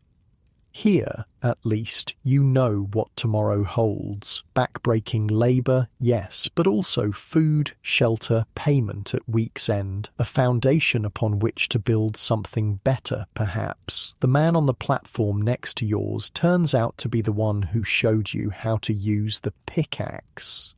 In the better light of the hut, you can see he's older than you first thought, perhaps 50, with a network of deep wrinkles weathered into his face and grey threading his beard. "First time on the railway?" he asks. You nod. Was at Covent Garden before, market porter. He nods, understanding. Market work's not bad when you can get it. Steadier here, though, even if the work's harder. "How long have you been doing this?" you ask. "Railway work? 15 years or so. Started on the Great Western Line. Been moving with the work ever since." He extends a calloused hand. "Daniel?" You shake it, giving your own name in return. "Word of advice," Daniel says, lowering his voice. "Save what you can from your pay. Put by something every week, no matter how small. Railway work doesn't last forever. Line gets built, they don't need as many men. Having a bit saved makes the difference between finding the next job and ending up back in the London shelters." It's good advice, similar to what Tom at Covent Garden told you. The key to escaping the cycle of poverty is not just earning, but saving, building a buffer against the inevitable setbacks. That's the plan, you assure him. Save toward proper lodgings eventually. He nods approval. Smart. Done it myself a few times over the years. Had rooms in Bristol, Birmingham, Manchester. Life happens though. Injury, illness, work drying up. End up back on the road looking for the next job. He says this without self-pity, simply stating the precarious reality of working-class life in Victorian England. Around you, the hut gradually quiets as men succumb to exhaustion. The day starts early on the railway, and tomorrow will bring the same punishing labour as today. Rest is a practical necessity, not a luxury. You lie down on your platform, pulling the rough blanket over you. It's scratchy and smells of previous occupants, but it's warm, and the straw mattress, thin as it is, cushions your aching body better than the wooden box of the four-penny coffin. Sleep comes quickly, your exhausted body overriding any discomfort or unfamiliarity. Your last conscious thought is a comparison. A week ago, you were sitting upright all night in the penny sit-up, fighting sleep while a monitor prowled with his stick. Now you lie on a mattress, however thin, with a blanket and a roof that won't be yanked away at dawn. Small steps, but in the right direction.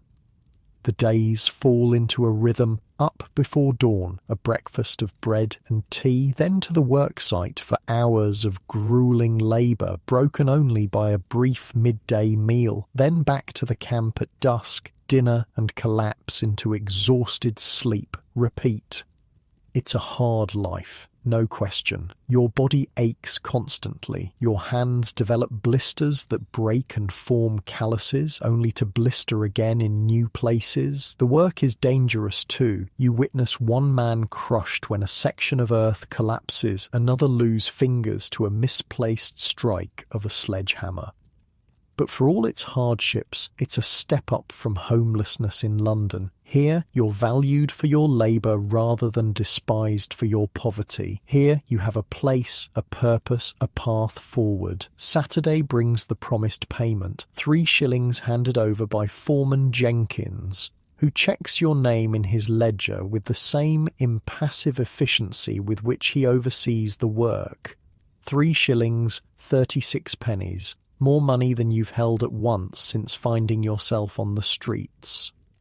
The other men head immediately for the makeshift pub set up near the camp, a tent where a shrewd entrepreneur sells watered beer and gin to navvies eager to forget their aches and pains for a few hours. It's a common pattern among railway workers: earn hard, drink hard, end the week with empty pockets, and begin the cycle again. But you remember the advice from Daniel, from Tom at Covent Garden: save what you can, build a buffer, break the cycle. So, instead of following the others to the pub, you find a quiet corner of the hut and carefully divide your money. 1 shilling, 12 pennies, for immediate needs like soap, a new shirt from the peddler who visits the camp weekly, perhaps some tobacco as a small luxury. The remaining 2 shillings go into a pouch you wear around your neck, hidden beneath your clothes, the beginning of your escape fund. Daniel notices your abstention from the general drinking and nods approval when he passes. Smart lad, they'll be moaning tomorrow with sore heads and empty pockets while you're a step closer to something better. The weeks pass in this fashion. Work, save, repeat. Your body adapts to the brutal labour, muscles hardening, hands callousing to the point where blisters are rare. You learn the rhythms of railway construction, the techniques that make the work more efficient and less likely to result in injury.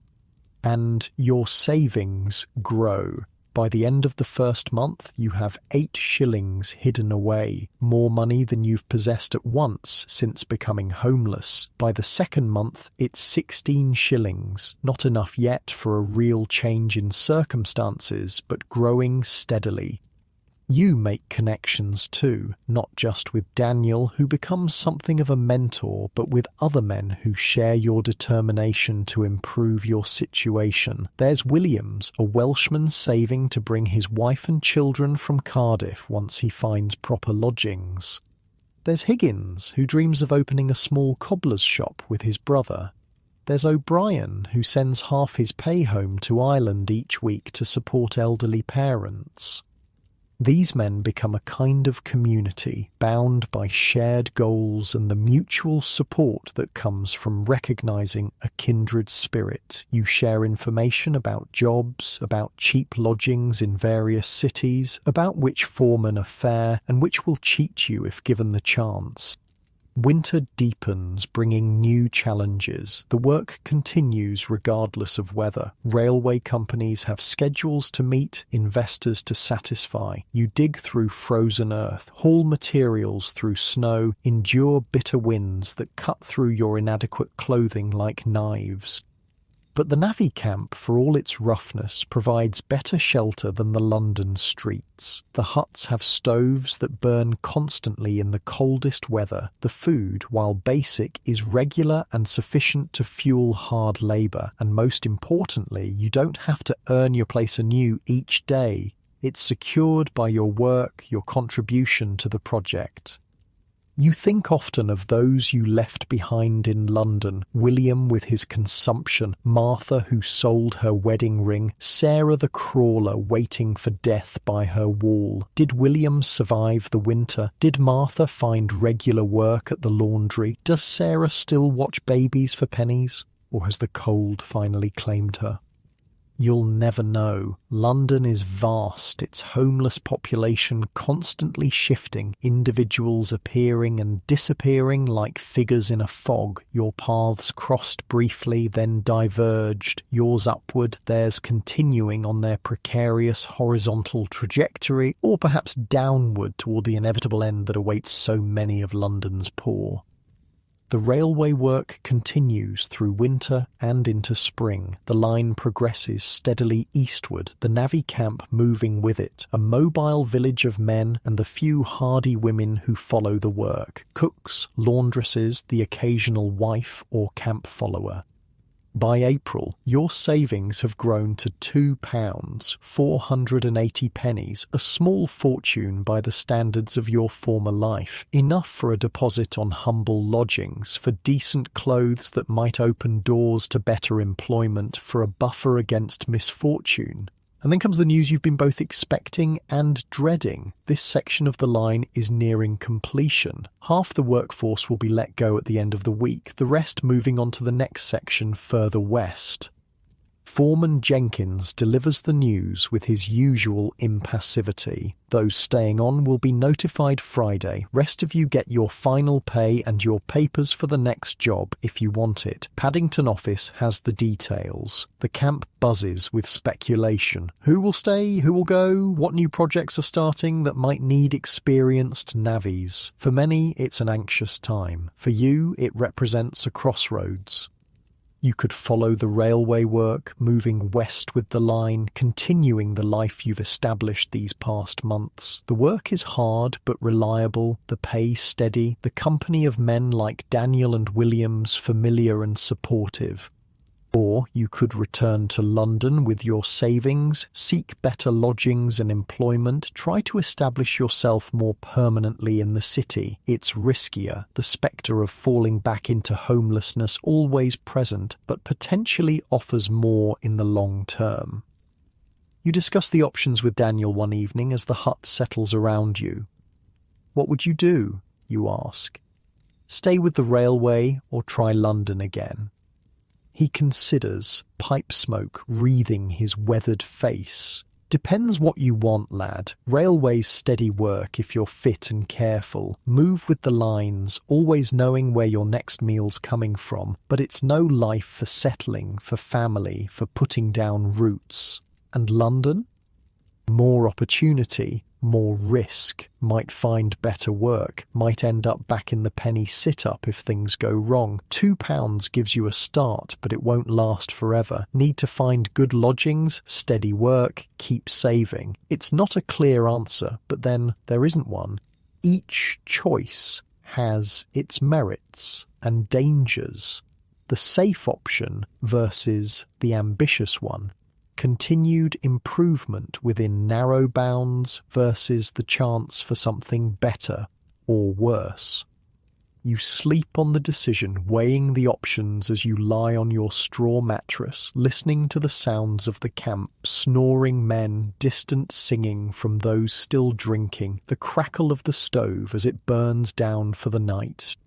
By morning your mind is made up. You'll return to London, not to the East End with its desperate poverty and coffin shelters, but to seek lodgings in a working-class area where your savings might secure a room, where your experience and newfound strength might find employment beyond casual labour. Friday brings the final payroll. Your name is not among those staying with the project. Not surprising, as you're still relatively new compared to men who've been with the railway for years, but Jenkins hands you your 3 shillings along with a slip of paper. Reference, he explains briefly. You're a good worker. Show that to any railway foreman. They'll likely take you on. It's an unexpected boon, a testament to your reliability, a credential that might open doors to future employment if needed. You thank him, carefully folding the paper and tucking it away with your savings. Saturday morning, you bid farewell to the men who've been your companions these past months. Daniel in particular seems sorry to see you go.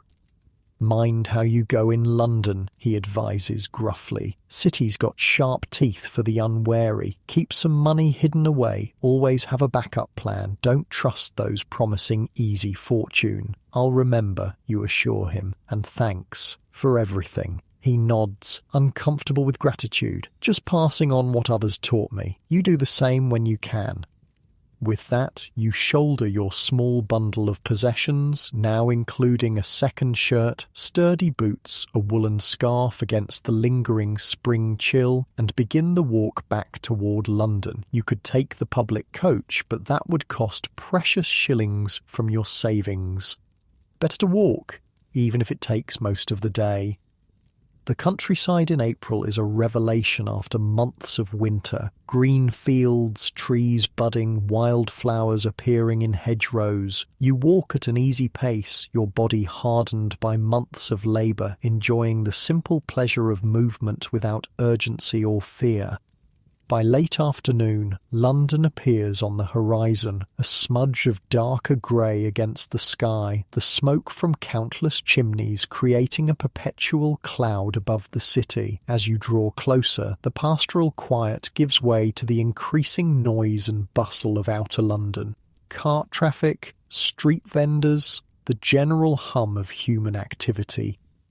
Your first priority is lodgings, not in the East End with its coffin shelters and penny sit-ups, but somewhere more respectable where working men can afford small but decent rooms. You head for Bermondsey, south of the river, where you've heard such accommodation might be found.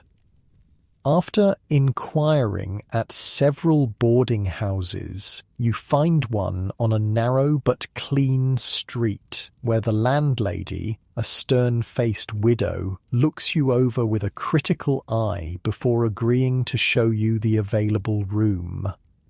It's small, just space for a narrow bed, a chair and a small table, but it's clean with a window that allows actual daylight, and most importantly, it's private. No coffin in a room with 50 others, no bench shared with coughing strangers, but a space that would be yours alone. 5 shillings weekly, paid each Saturday, the landlady states, includes use of the kitchen for breakfast and evening meal. You provide your own food. No drinking, no women, no coming in after 10. Take it or leave it. 5 shillings weekly, almost double your railway pay. But you have your savings, enough to cover several weeks while you find work. And the privacy, the security, the step up from homelessness, these are worth the cost. I'll take it, you say. Can I move in today? She nods, holding out her hand for the first week's payment, which you provide from your carefully guarded savings. Rooms at the top of the stairs, last door on the right, privies in the yard, kitchen hours are posted downstairs. And just like that, you have a home, not grand, not even particularly comfortable, but yours by right of payment rather than charity. A door you can close, a bed that doesn't require pennies each night, a place where the police won't move you along, where monitors won't prod you awake, where you're a tenant rather than a supplicant. The room is bare but clean, plain whitewashed walls, worn but swept floorboards, a bed with an actual mattress, thin but still luxury compared to straw over wood, a wash basin on the small table. You set down your bundle, the sum total of your worldly possessions, and sit on the edge of the bed, overcome for a moment by the enormity of the change in your circumstances. 3 months ago, you were fighting sleep on a bench in the penny sit-up, one of London's countless homeless, invisible to respectable society, one misfortune away from total destitution. Now you have a room, savings still in your pouch, references that might lead to steady work, clothes that don't immediately mark you as destitute. It's not security, not yet. The room costs 5 shillings weekly, and your savings won't last forever. You need work, preferably something steadier and less punishing than railway construction or market porterage, but it's a foundation, a platform from which to build something better. The next days are spent in careful planning and searching. You buy basic provisions, bread, cheese, tea, and onion for flavour, economising to stretch your savings. You clean yourself thoroughly at the public baths, wash your clothes, make yourself as presentable as possible for seeking employment. And you walk mile after mile through London's working-class districts, inquiring at workshops, factories, warehouses, anywhere that might need labour more skilled than casual porterage but not requiring formal apprenticeship or education. The railway reference proves valuable, marking you as reliable and strong, opening doors that might otherwise remain closed. By the end of the week, you've secured a position at a warehouse near the docks. Not glamorous work, but steady, with regular hours and pay that will cover your room and basic needs while allowing a small amount for continued saving. It's a beginning, not an end to struggle. The working poor of Victorian London live perpetually on the edge, one illness or injury away from destitution, but a step firmly away from the abyss of homelessness, from the penny sit-ups and two-penny hangovers and four-penny coffins that were your world just months ago. One evening, walking back to your lodgings after work, you pass a familiar figure huddled in a doorway, an old man with a hacking cough that can only be consumption. For a moment, you think it might be William from the penny sit-up, but as you draw closer, you see it's a stranger with the same hollow-cheeked look of terminal illness and homelessness. Still, the encounter prompts you to pause, to crouch down beside the man. "You all right, friend?" you ask, the question feeling inadequate even as you voice it. He looks up with rheumy eyes, suspicious at first, then softening slightly at your concerned expression. "Been better," he manages between coughs. "Been worse too." You reach into your pocket, extracting a few pennies, not enough to change his circumstances, but perhaps enough for a night in a sit-up, a hot meal, a brief respite from the street. "Here," you say, pressing the coins into his grimy hand. "Get yourself in somewhere tonight, weather's turning cold." He stares at the money, then at you, recognition dawning in his eyes, not of you personally, but of what you represent. Someone who's been where he is, who understands. "Bless you," he says simply, the coins disappearing into some hidden pocket with the swift instinct of the long-term homeless. You nod and rise, continuing on your way, the encounter staying with you as you climb the stairs to your small room. You think of William, of Martha, of Sarah the crawler, of all those still out there, still fighting for survival penny by penny, night by night. You were lucky, luckier than most. The work at Covent Garden, the railway opportunity, your own physical strength and determination, the absence of illness or injury that might have derailed your progress at any point. So many factors had to align for you to make it from the penny sit-up to this modest room, this steady job. For thousands of others, that luck never comes. They remain trapped in the cycle of desperate poverty, of daily scrambles for food and shelter, until illness, injury, or the simple wearing down of body and spirit claims them. They die in doorways, under bridges, in workhouse infirmaries, anonymous and unmourned except perhaps by others in the same predicament. This knowledge doesn't diminish your achievement or suggest you shouldn't continue striving for better circumstances, but it reminds you of the razor-thin line between survival and disaster in Victorian London, of how easily you might have remained on the other side of that line. In your small room, you light the candle you've purchased, a simple luxury that means you're not forced into bed by darkness, and sit at the little table taking stock of your situation. Your savings, while diminished by the first week's rent and necessities, remain substantial by the standards of your former life. Your job, while demanding, provides steady income that will maintain this modest foothold in respectability. Your health, bolstered by regular meals and proper shelter, is better than it's been in months. It's not the end of struggle, not by any means. Victorian London offers little security for the working poor, little protection against the vicissitudes of illness, economic downturns, or simple bad luck. But it's a beginning, a foundation upon which to build something resembling stability. As you prepare for bed, an actual bed with sheets and a pillow, yours by right rather than charity, you think about how far you've come from the penny sit-up, the two-penny hangover, the four-penny coffin. Those experiences will always be part of you, informing your understanding of just how precarious life can be, just how easily one can fall through the cracks of society. but they're behind you now, steps on a journey upward from the depths of homelessness to this modest room, this chance at a more secure existence. Not luxury, not ease, but dignity. The simple dignity of privacy, of shelter that doesn't require daily payment, of work that's valued and fairly compensated. In Victorian London, for someone who's known the penny sit-up and the two-penny hangover and the four-penny coffin, perhaps that's victory enough.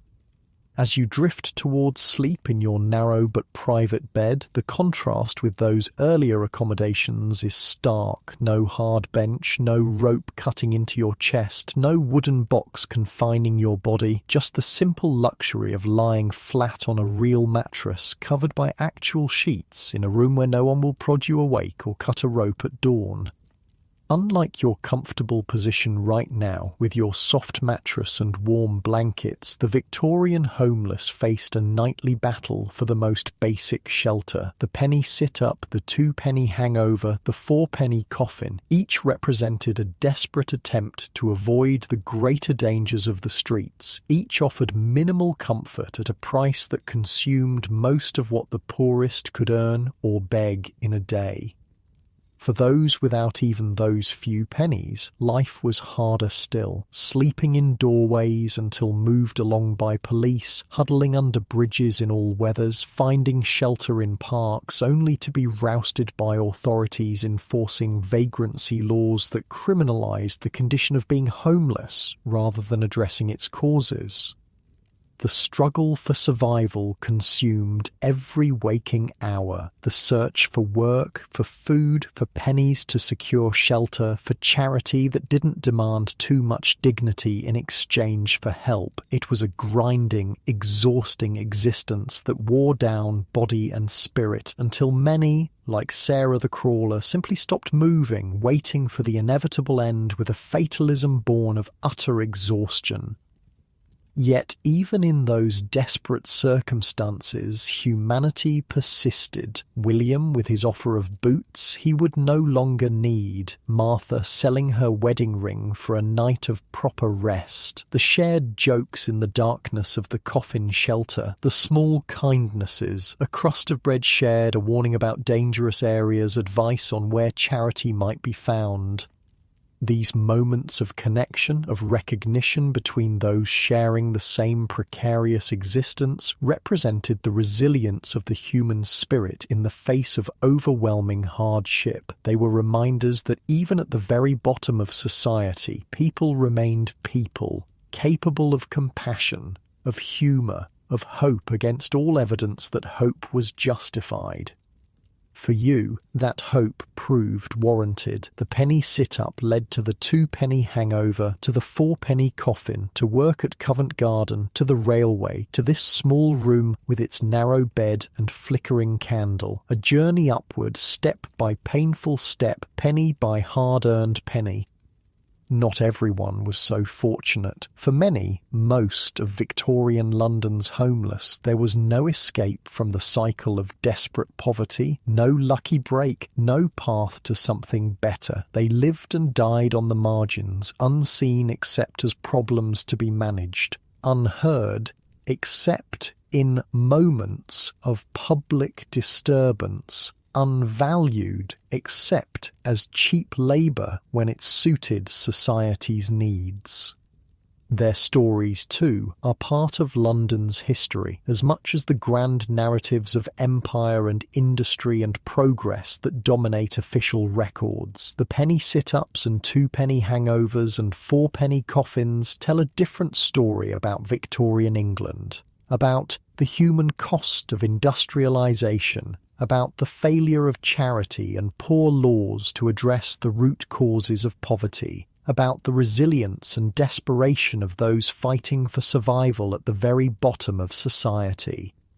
As you finally drift into sleep in your small but private room that represents such a step up from those earlier accommodations, you carry those stories with you. William's, Martha's, Sarah's and your own. Stories of survival against overwhelming odds, of humanity persisting in the face of dehumanizing circumstances, of hope kept alive even when hope seemed foolish.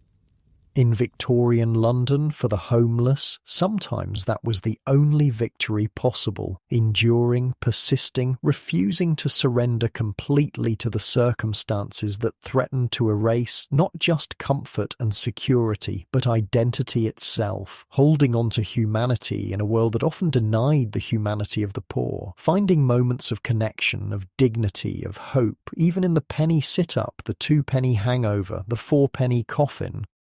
And tonight, as you lie in your comfortable bed listening to this story, perhaps take a moment to appreciate the simple security of shelter, of warmth, of knowing where you'll sleep tomorrow night. These things that seem so basic, so fundamental, were luxuries beyond reach for thousands in Victorian London, and remain so for many in our world today.